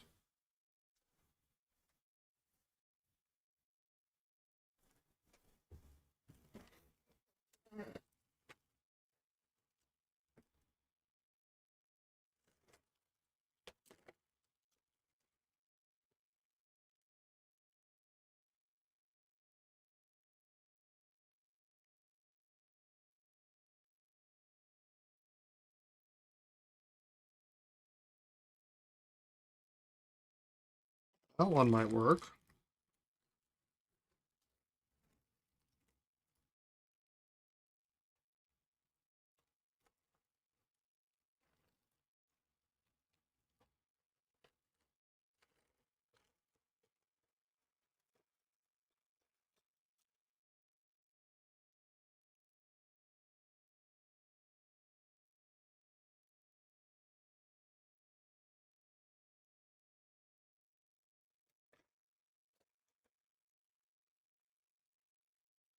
I have a few, but they all have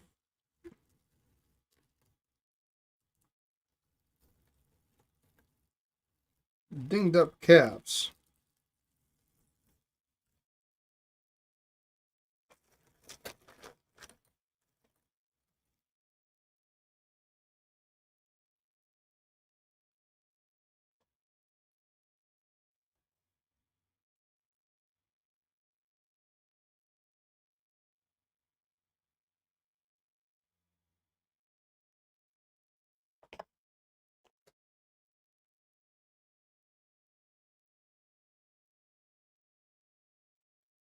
I like that one better.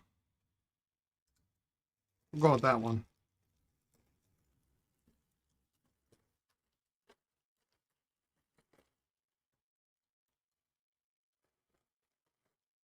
And then we're gonna take this VS cap and throw that in the bin.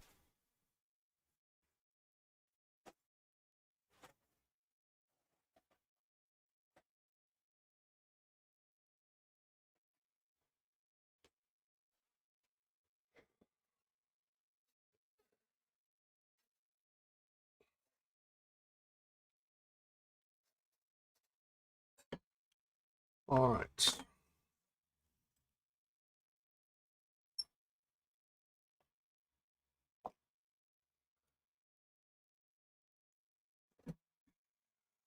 we'll call that 851 back gray. And this was also 47 T second quarter.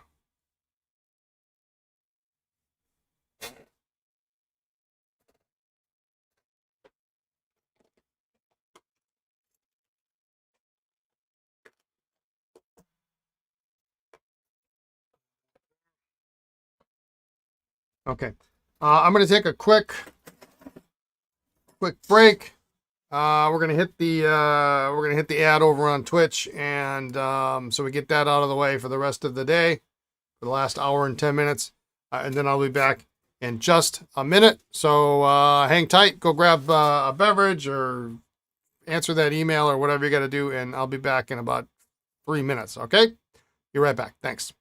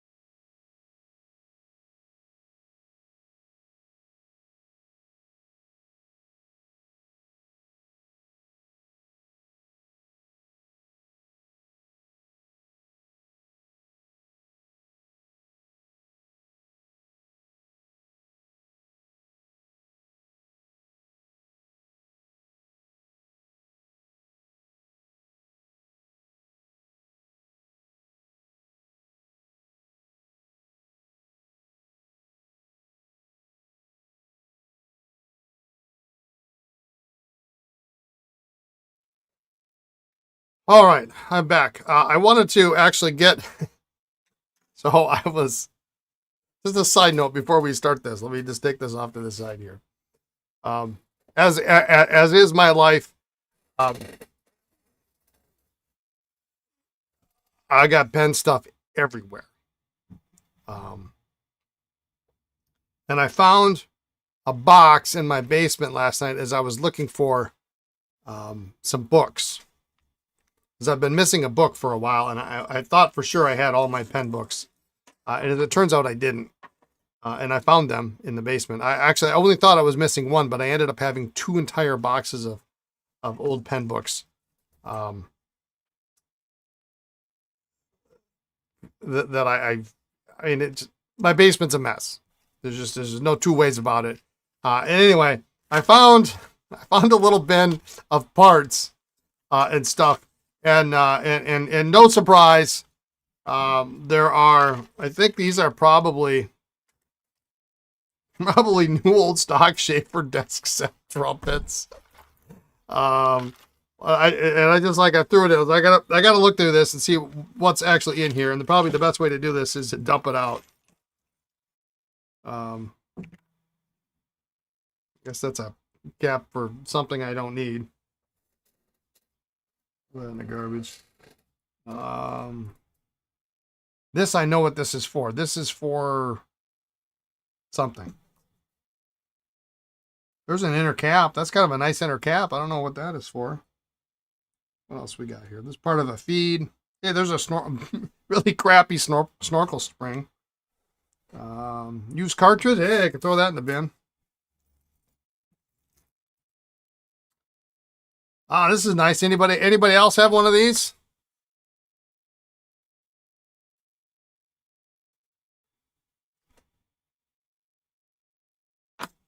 Sorry if that's not clear. Sheaffer 100th anniversary keychain.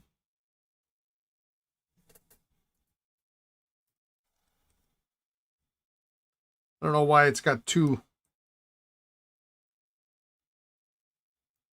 Oh, this comes up here. Maybe. Oh, this is just a loop that's in here. Anyway, here's a nice keychain. To the side. I found this at a show once. This is the Good Writers Club, the American Penman. A little cute little. I think this I wanted to show. That's kind of fun, huh?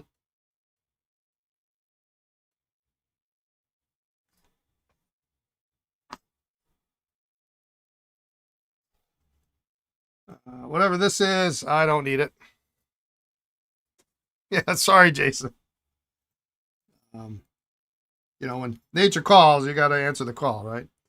Old Sheaffer cartridge. And I got your old sack. Don't need that. Oh, this is one of my favorites. I remember this. So one time I repaired a pen and it wasn't working very well, so I took it apart and I found this. This is an Esterbrook. Yeah, this is an Esterbrook J-bar. And somebody had done this. So this is actually that little stopper that you see at the end of the J-bar, but they had propped this up so that when you push the lever down, it could compress the sack. But, the J-bar was all destroyed. So it's one of the more ingenious ways of, because this would have sat like this then. So instead of the sack being below the bar and having this part press against it, it was in between the two parts. And it was backwards. Because it would be, normally it would be this way. And they put it in backwards and this way as a stopgap to... anyway, we're going to throw this out. Cartridge, garbage.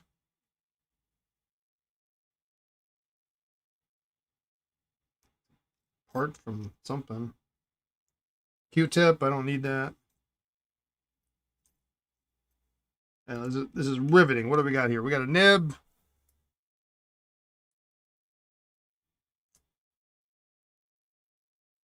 Nib and collar for something. Sheaffer, maybe? Cartridge we don't need. This is an old used vacuumatic diaphragm. Throw that away. We got to keep the ones that say Esterbrook though, Let's see. Old snorkel point holder gasket.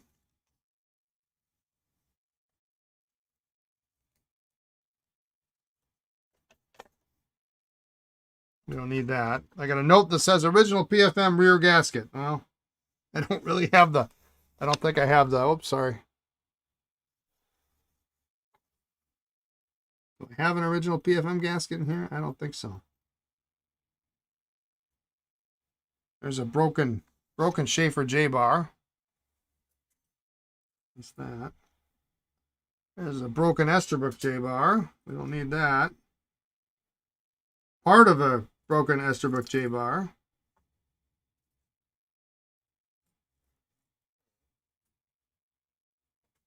All these cartridges are going in the trash. What is this? Is this what I think this is? A noodler's nib? Oh my God. Why do I have that? It should just go in the trash. Old Sheaffer button fill converter. Hey, this is actually maybe possibly a decent pressure bar.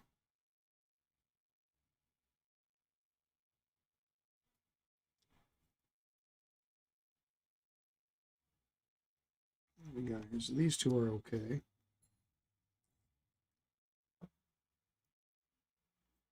That's probably decent.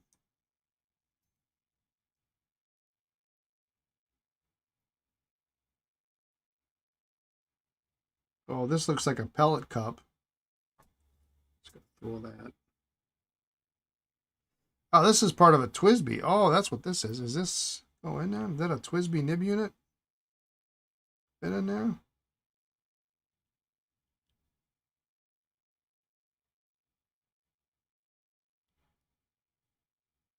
Yeah, this is for a Twisby. That's broken off or something. Okay, so that goes in the Twisby pile. Oh yeah, you can see it's boogered up there.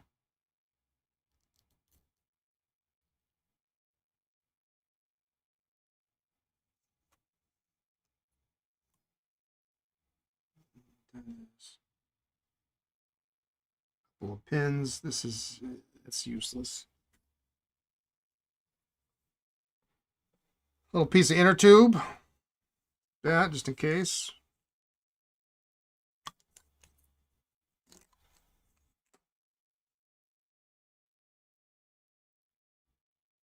Oh, I know what this is. This might be a fun trivia contest at your next pen meetup. Yeah. I bet is anybody this is a good one. Anybody here know what this is?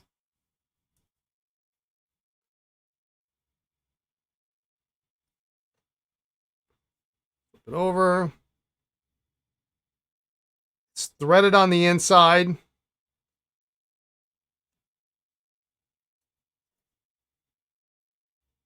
Yeah, I doubt anybody would know any of this stuff at the pen meetup because there's a strong percentage of modern collectors.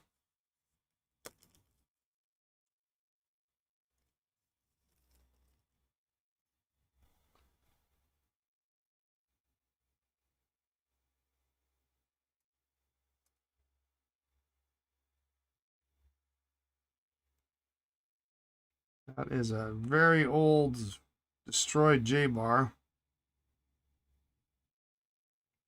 Sheaffer style.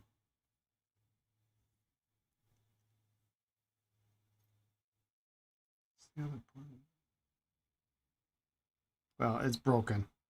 So it's no good. If you know what it is, you want it. Yeah. Well, I do know what it is. This is I'll put you out of your misery. I believe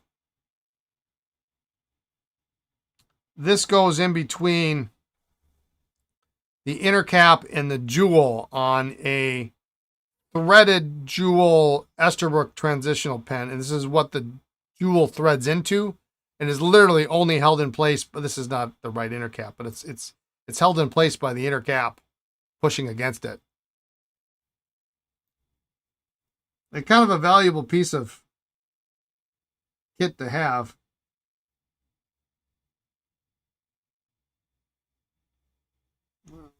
Throw that away. That's old and nasty. You know, this is a nice feed. This is a nice feed. I think I need this. If only my buddy Hans were watching this right now, he'd be rolling over in his grave. He's not dead, but he'd be rolling over. If that fits this, I will just be out.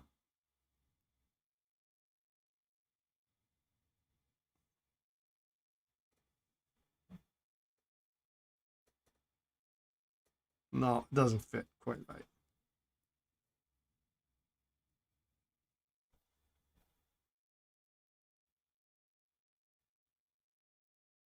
It's a better option, though. It's a better sucky option.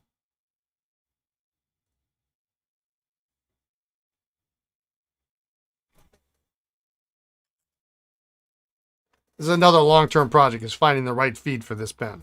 It's a red hard rubber Edison from the 1920s. Yeah, those pen holders would look great in a pen set, wouldn't they?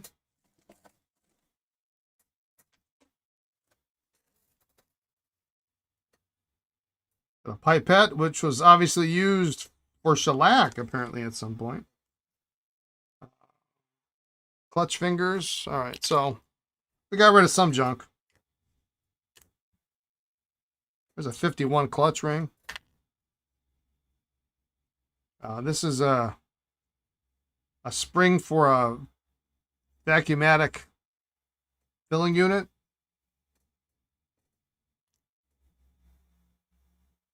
This I should just throw. This is destroyed. I'm gonna throw that. Don't need to be keeping destroyed crap.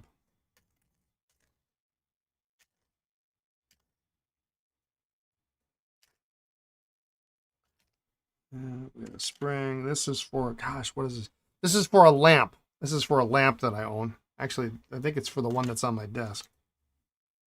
Twisby part. I'm just gonna throw this at us. Oh, should just throw that away.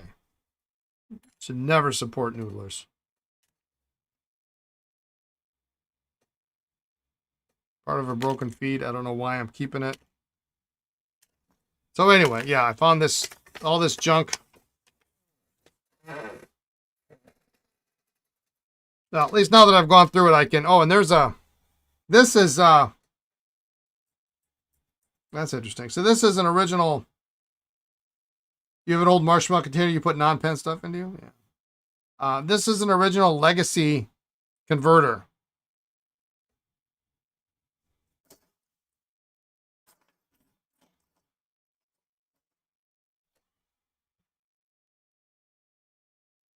Yeah, it's probably, might still work. Anyway, that's kind of fun. Yeah, are these the same size? Yeah, they are.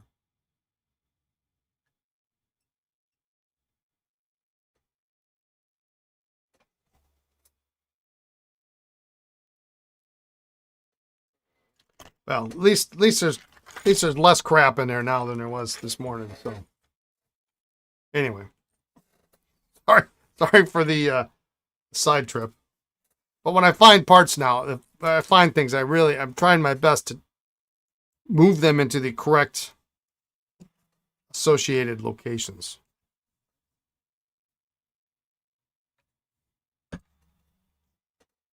All right.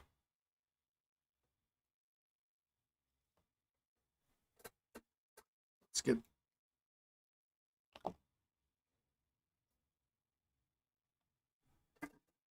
these 45 nib sections soaking. Actually, the nib units are loose, so that's good.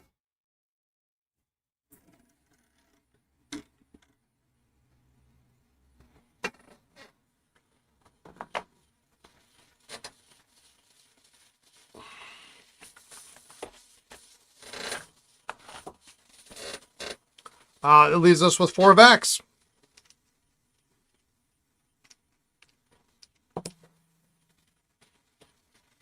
A lot of work here on these Vacs, though.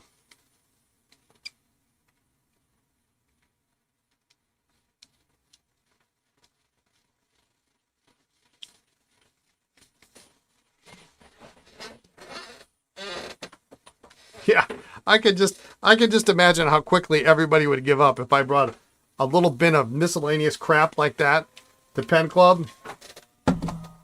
People will look at it and go, yeah, I'm out. Totally out.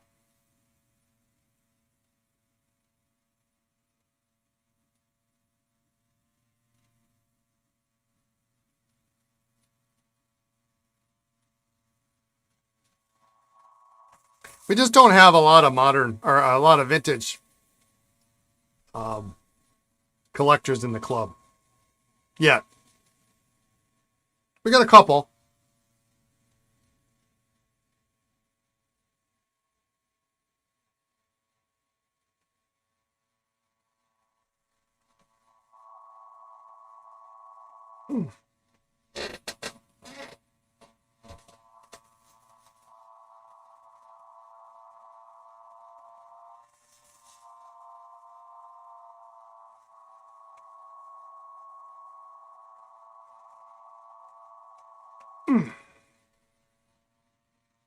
First thing first.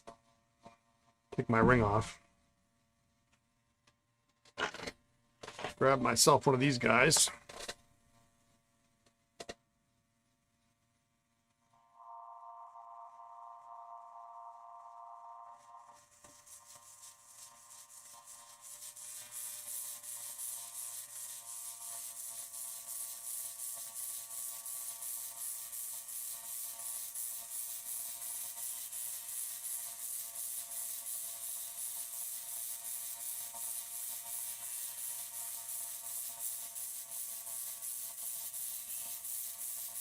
Ooh, excuse me.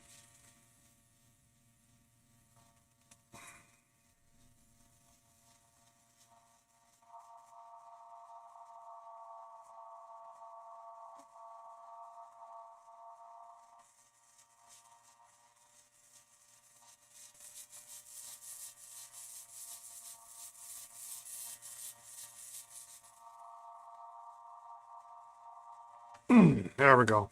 Oh, wow. You know, we have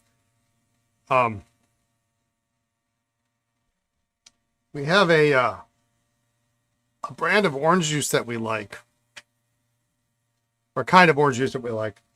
That's I'm not a big fan of very pulpy orange juice, and I don't like. I like the low acid versions of a lot of the.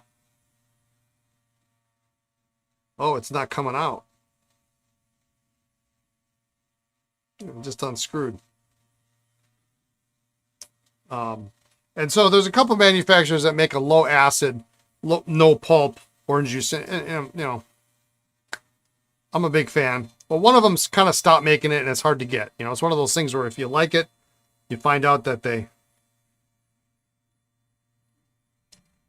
you know, you don't say you like it because inevitably it gets discontinued. Well, we found another one, and it's Tropicana, and I'm going to use this guy. See if I clamp it down a little bit harder, and it's great, and I can get it at the, you know, right down the street from the shop here. Except they have the hardest to open containers I've ever seen in my life. They're hard to get open the first time, and then, like, I don't know, they've got, like, they come with gremlins or something that after you close the lid, they tighten up. I mean, Lisa and I were trying to get, she thought maybe it was like it got vapor locked or something, so we're like pounding holes in the top of the cap. We couldn't get it open, and finally I was just like, you know, this is ridiculous. Like, I really wish Tropicana would, like, maybe buy their own product and try to get it open, because it's literally impossible to get open. Growing up, you hated pulp and orange juice, so your mom would buy the pulpless OJ that came in a glass bottle. Yeah, I mean, I'm getting to the point where I'm going to probably, if I get the dang thing open in the first place, I'm just going to put it in another container. because I can't get them open ever.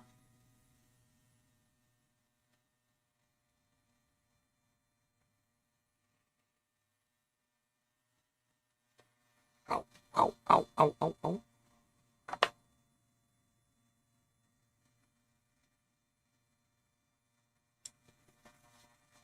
Very much like this.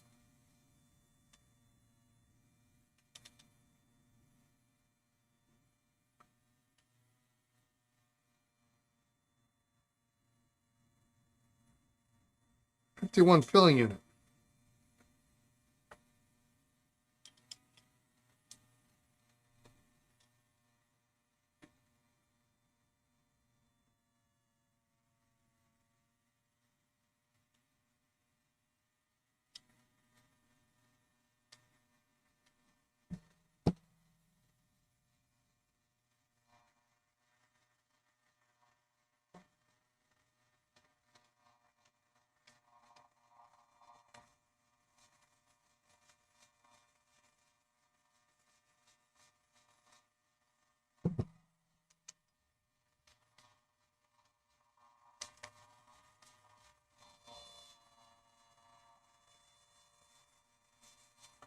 All right, Juicy, have a good night.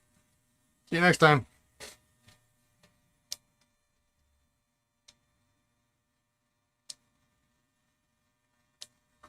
I mean, this guy, I guess, gets it really as tight as you could expect, but holy cow, is that not coming open?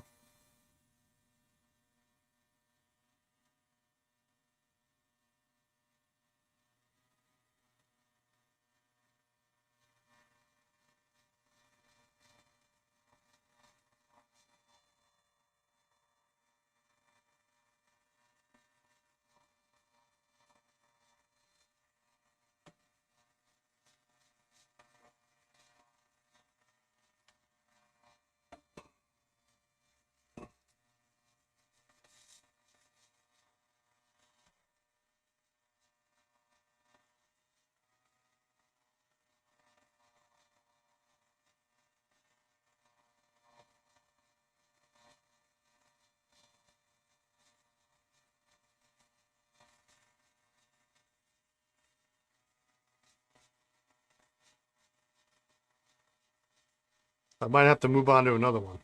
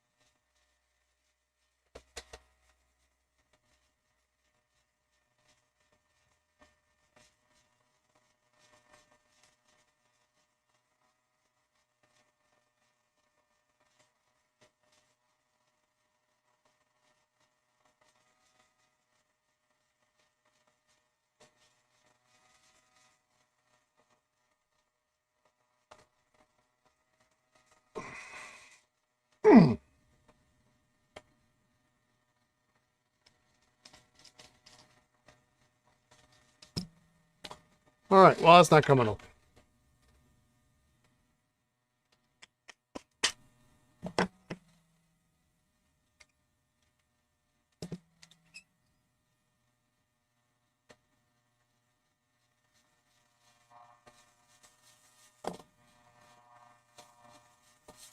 I'm going to skip ahead to this one.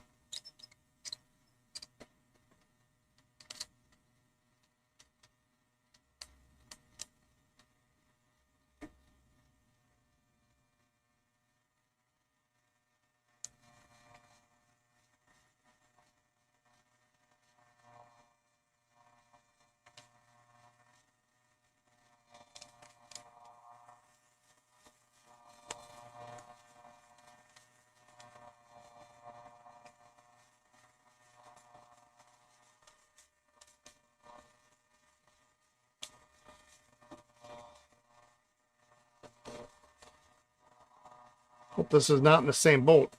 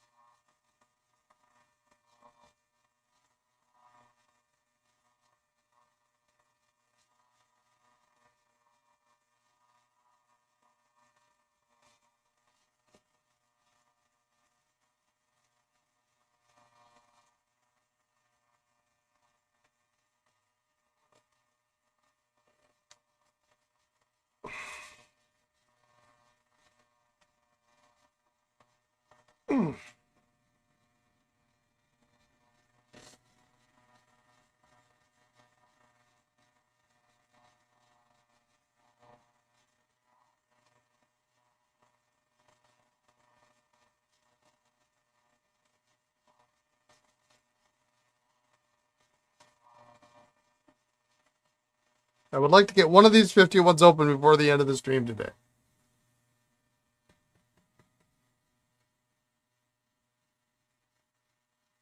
The whole pen. That's my goal at this point.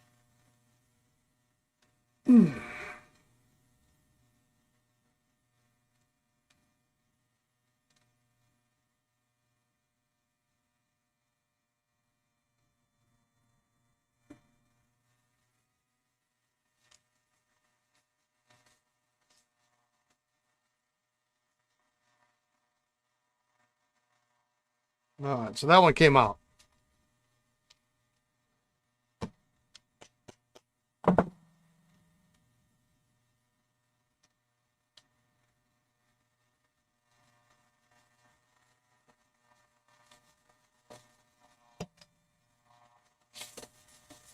Now let's see if we can get the hood off.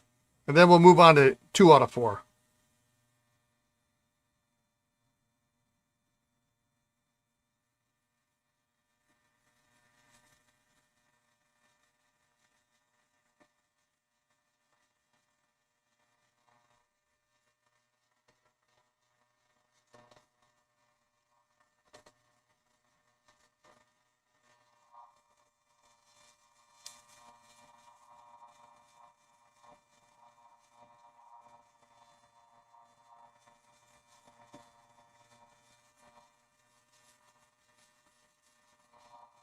Good afternoon, Indy. How are you?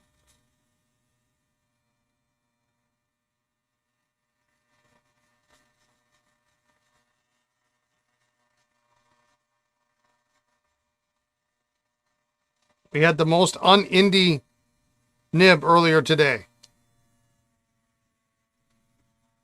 It was an Osmiroid B4 music nib. It was as far from extra fine as humanly possible. At least for Osmiroid.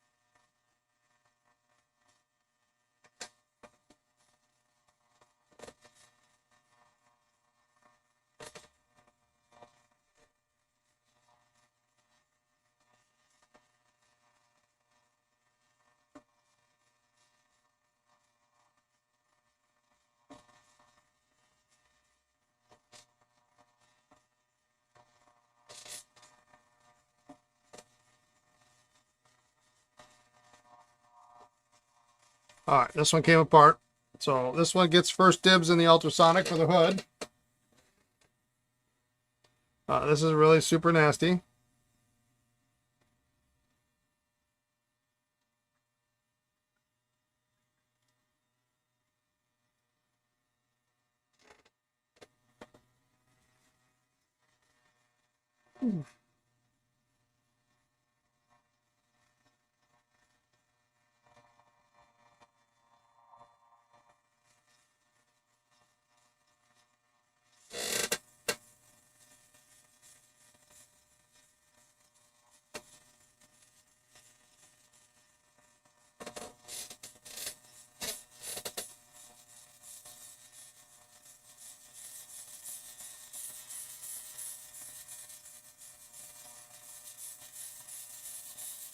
Well, so here's what we're gonna do. We already got the.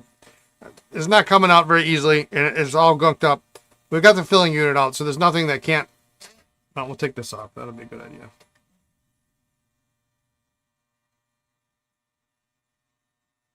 We're just gonna dunk the whole thing.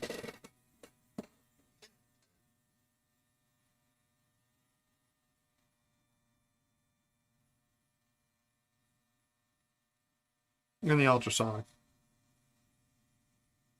We'll clean that ring off later.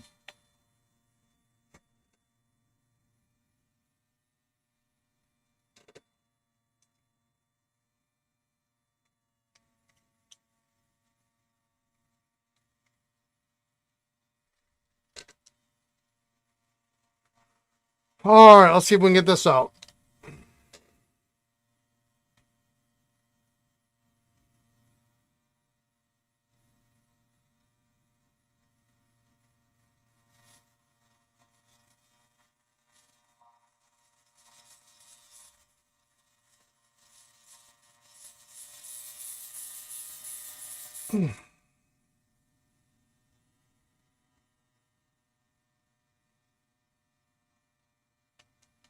These are all tough.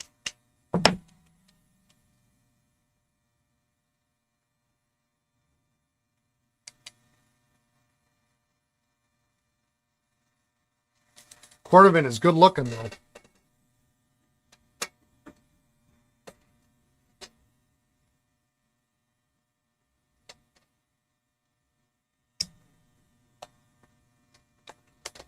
I don't normally do this, but I'm going to resort to the Allen wrench here.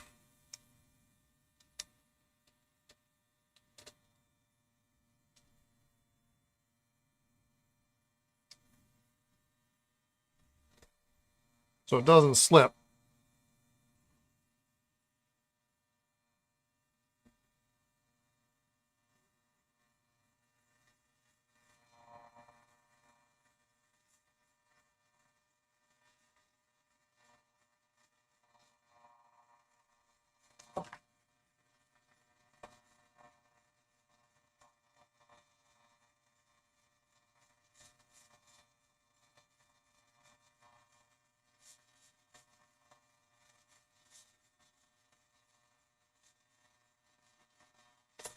That worked.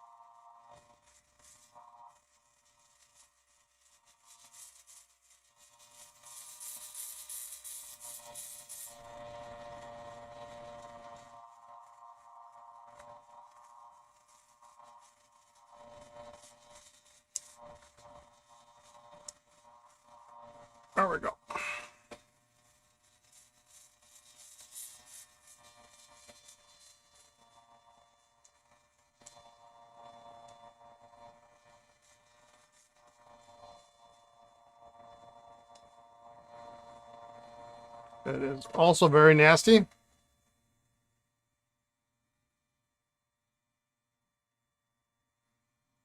Now with this one, I got to get it off because the filling unit is still stuck in the back. So you can't just dump this in the.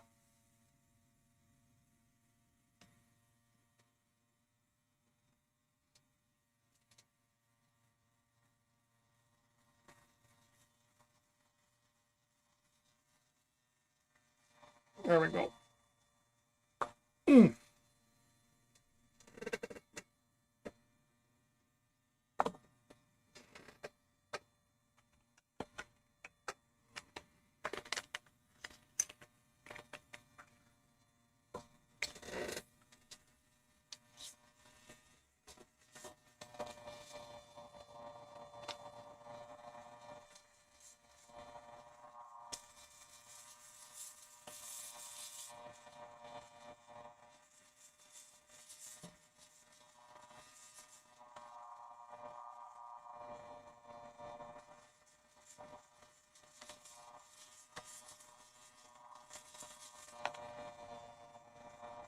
Pull that out. Let's soak that. We're going to leave that on there. Just for fun, we're going to see if this jewel comes off.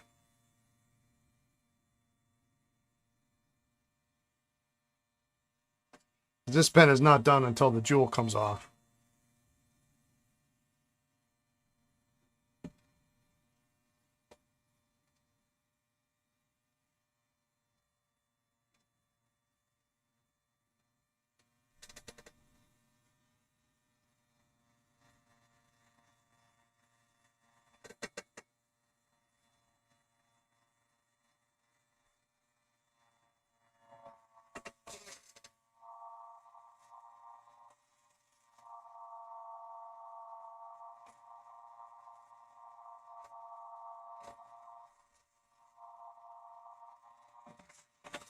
And it's got a blue diamond, so that means we can't just dump it in the ultrasonic.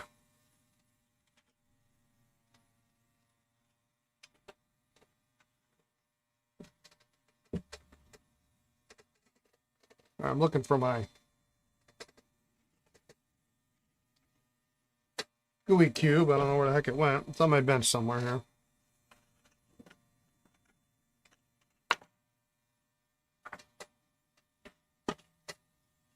There.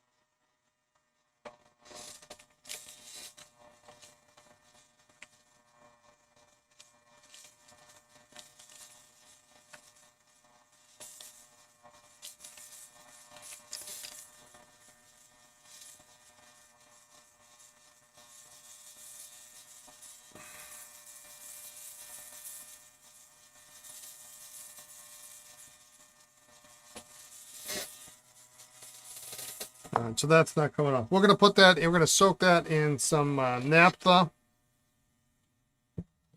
But got 33 minutes here. Let's try to get this gray one open. And then I'm going to go back to that black. Normally I don't have to tighten this down all that much, but that really does help to do that.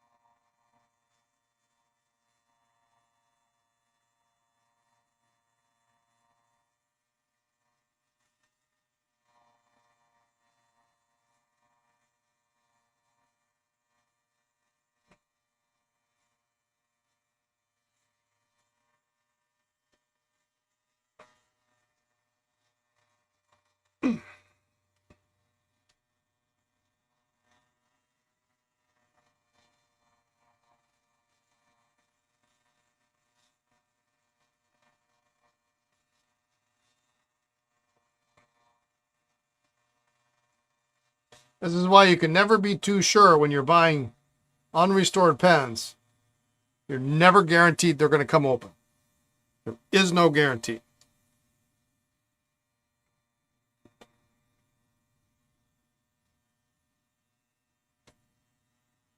So I know a lot of people think, wow, you know, I'm not going to pay someone else to restore that because I can just get that open. Well, this is how parts bins start.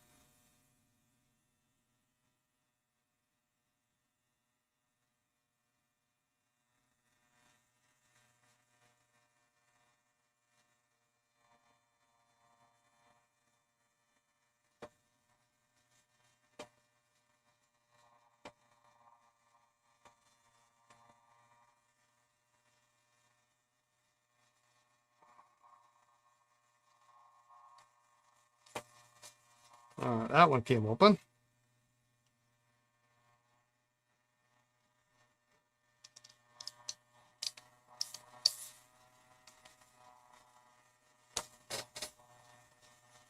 Seen all sorts of things, you know, people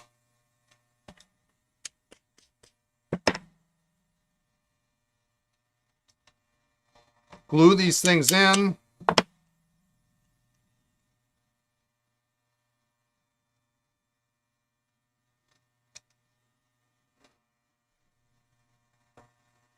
Shellac, super glue. I mean, you know, you name it.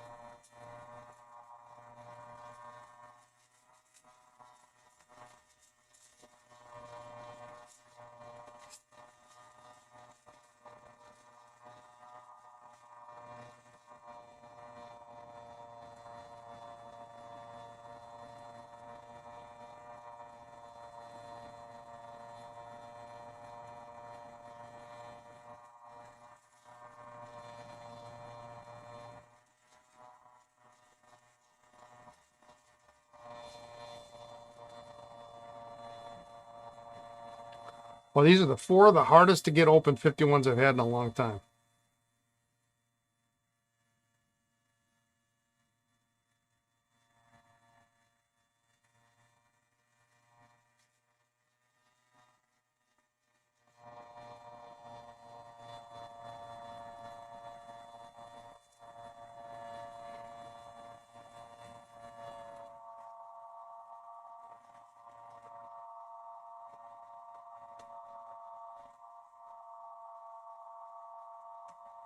There we go.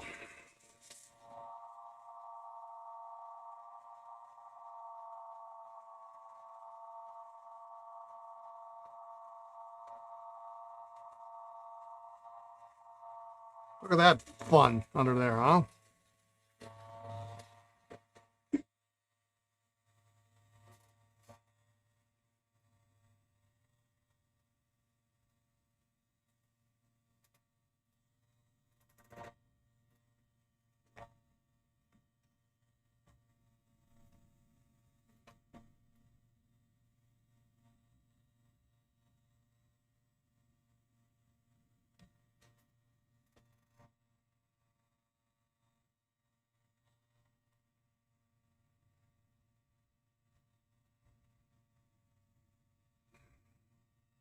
It's coming though.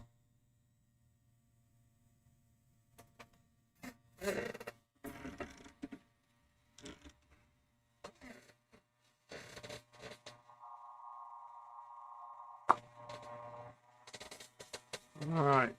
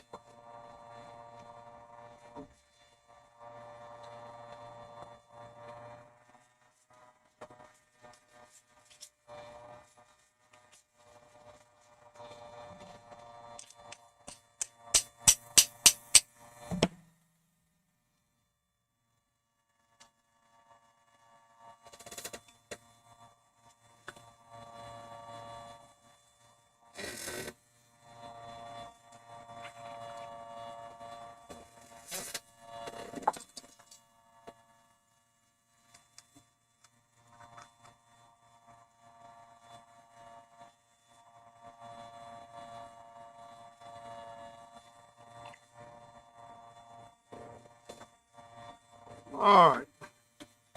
Hey, so far so good, huh? Let's try this now.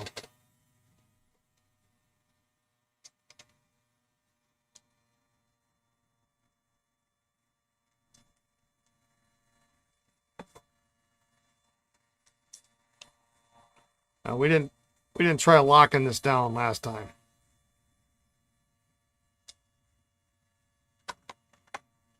That's as far down as it's going to go.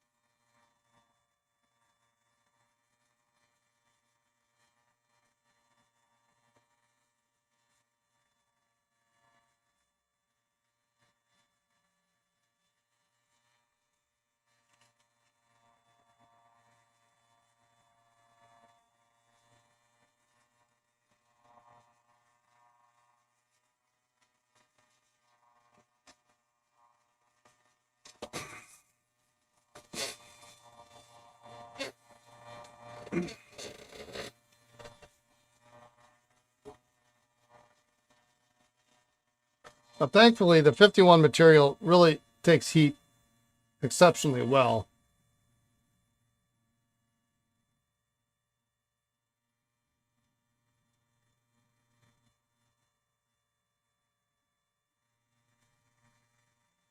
And thankfully, this is a black barrel, so if something happens to it, it's not that hard to replace.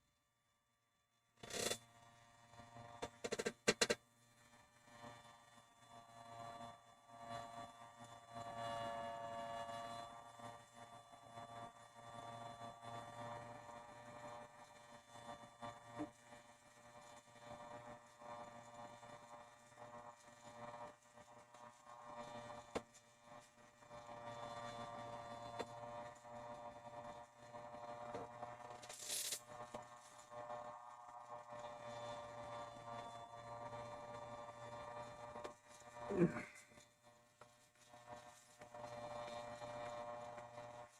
we get it? Do we get it? Do we get it? We got it.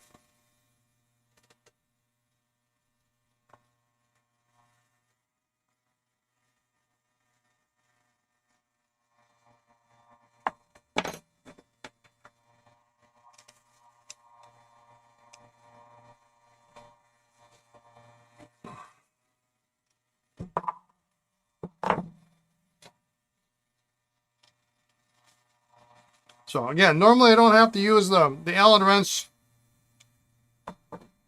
on the vac extractor.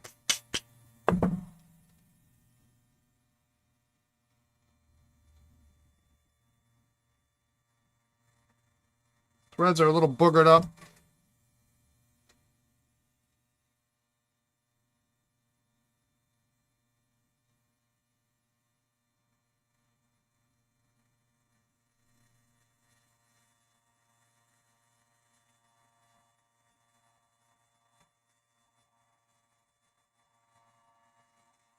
And the hood's that's the easiest piece to come off of all these is this guy here.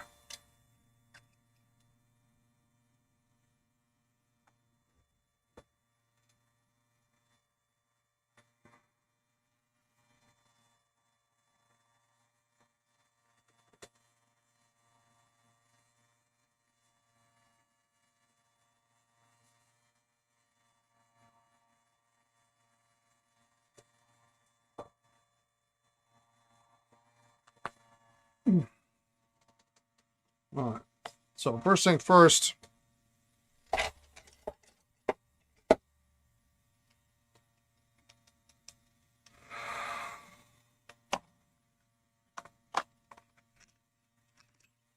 this away for now.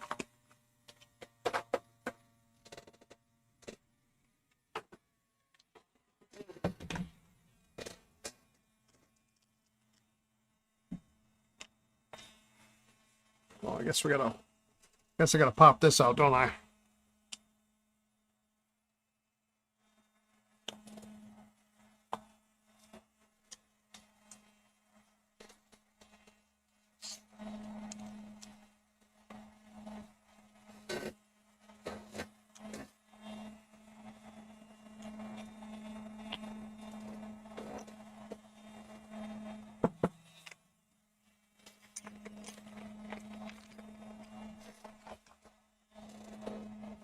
Very nice tool that one is.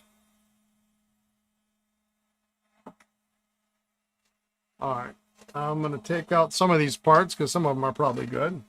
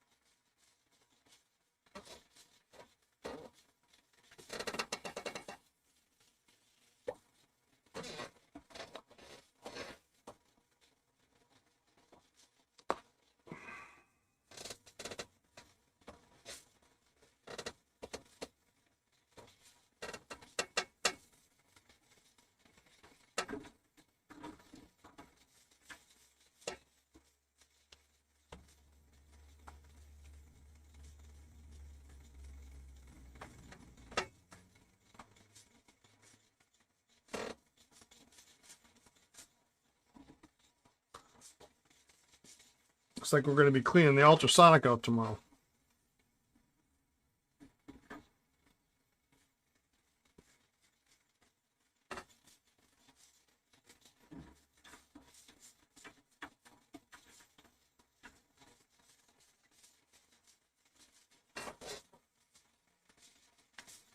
That goes with that guy.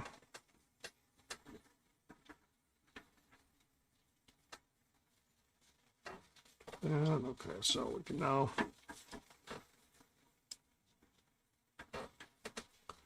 put all that crap in there.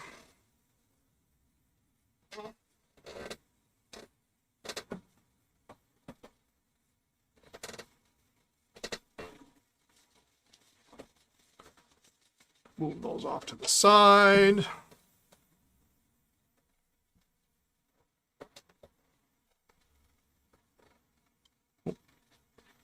Well, that didn't work.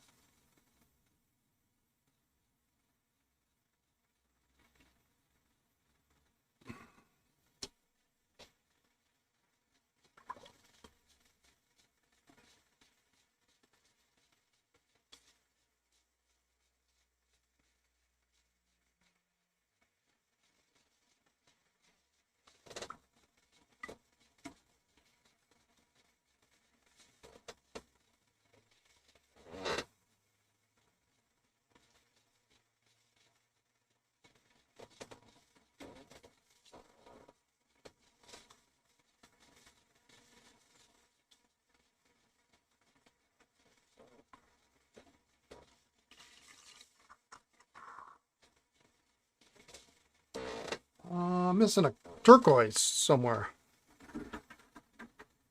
There it is.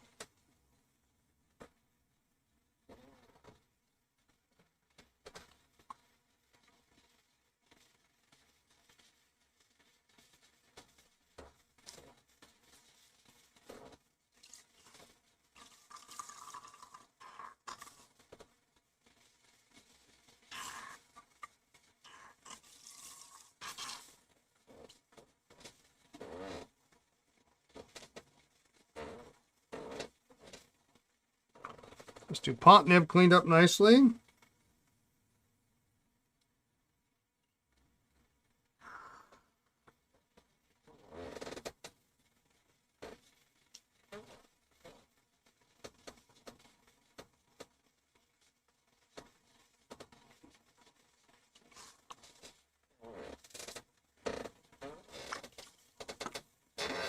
as did that Sheaffer nib. So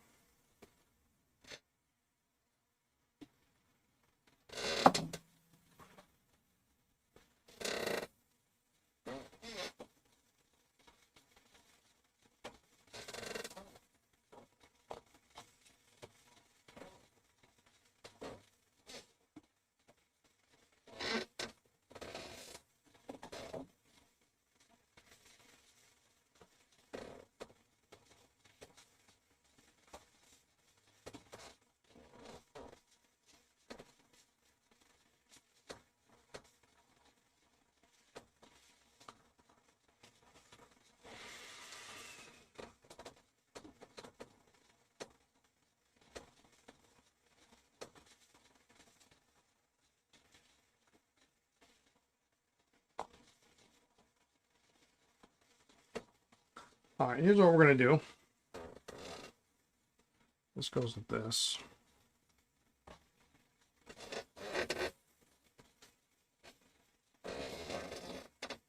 We're going to let these parts dry. I've got the other 51 in barrel in there, the ultrasonic.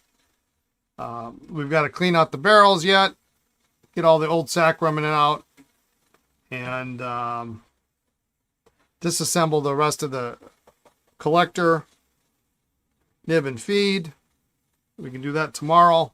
I got 4:53 p.m., so I got a couple things I have to do before I leave. But I will be in early tomorrow, which is nice. Lisa's got to get to work early for something. So we'll, this is a good start on these. We'll actually probably get the, Sheree's too big. We'll probably get this DuPont and these 345s out of here tomorrow. We'll clean them up. We're going to polish up this barrel. It's pretty nasty. That turquoise is beautiful, isn't it? It's great. Clean out this converter. It's probably nasty. Yep, it is nasty. I just dumped it.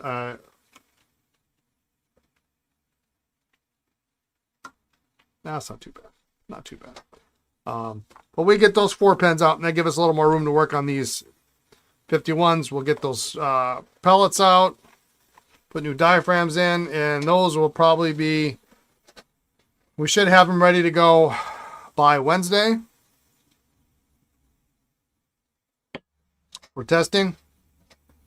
Worst case scenario Thursday, with the exception of this guy, which actually, let me real quick.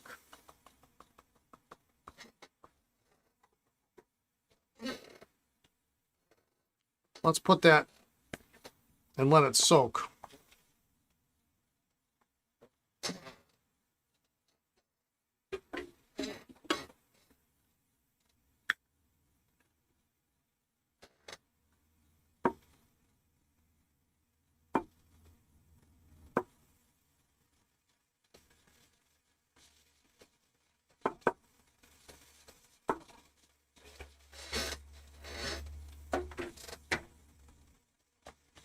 We get this jewel off, this is just super ugly. Is that deep enough? No, it's deep enough.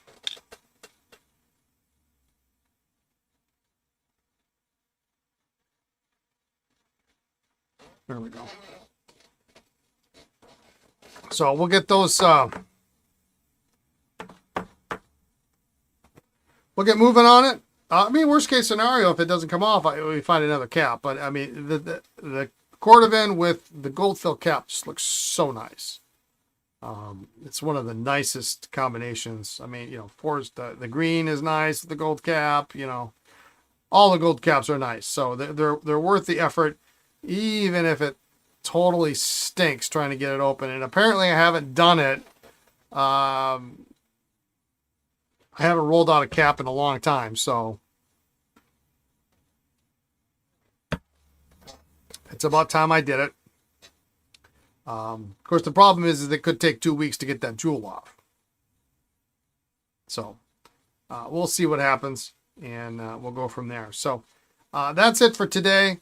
Thanks for tuning in, folks. Have a great rest of your evening, afternoon, morning, wherever you are in the world. As always, be kind. It costs nothing to be kind. Be kind, be well, and we'll catch you tomorrow, all right? Take care, everyone. Bye.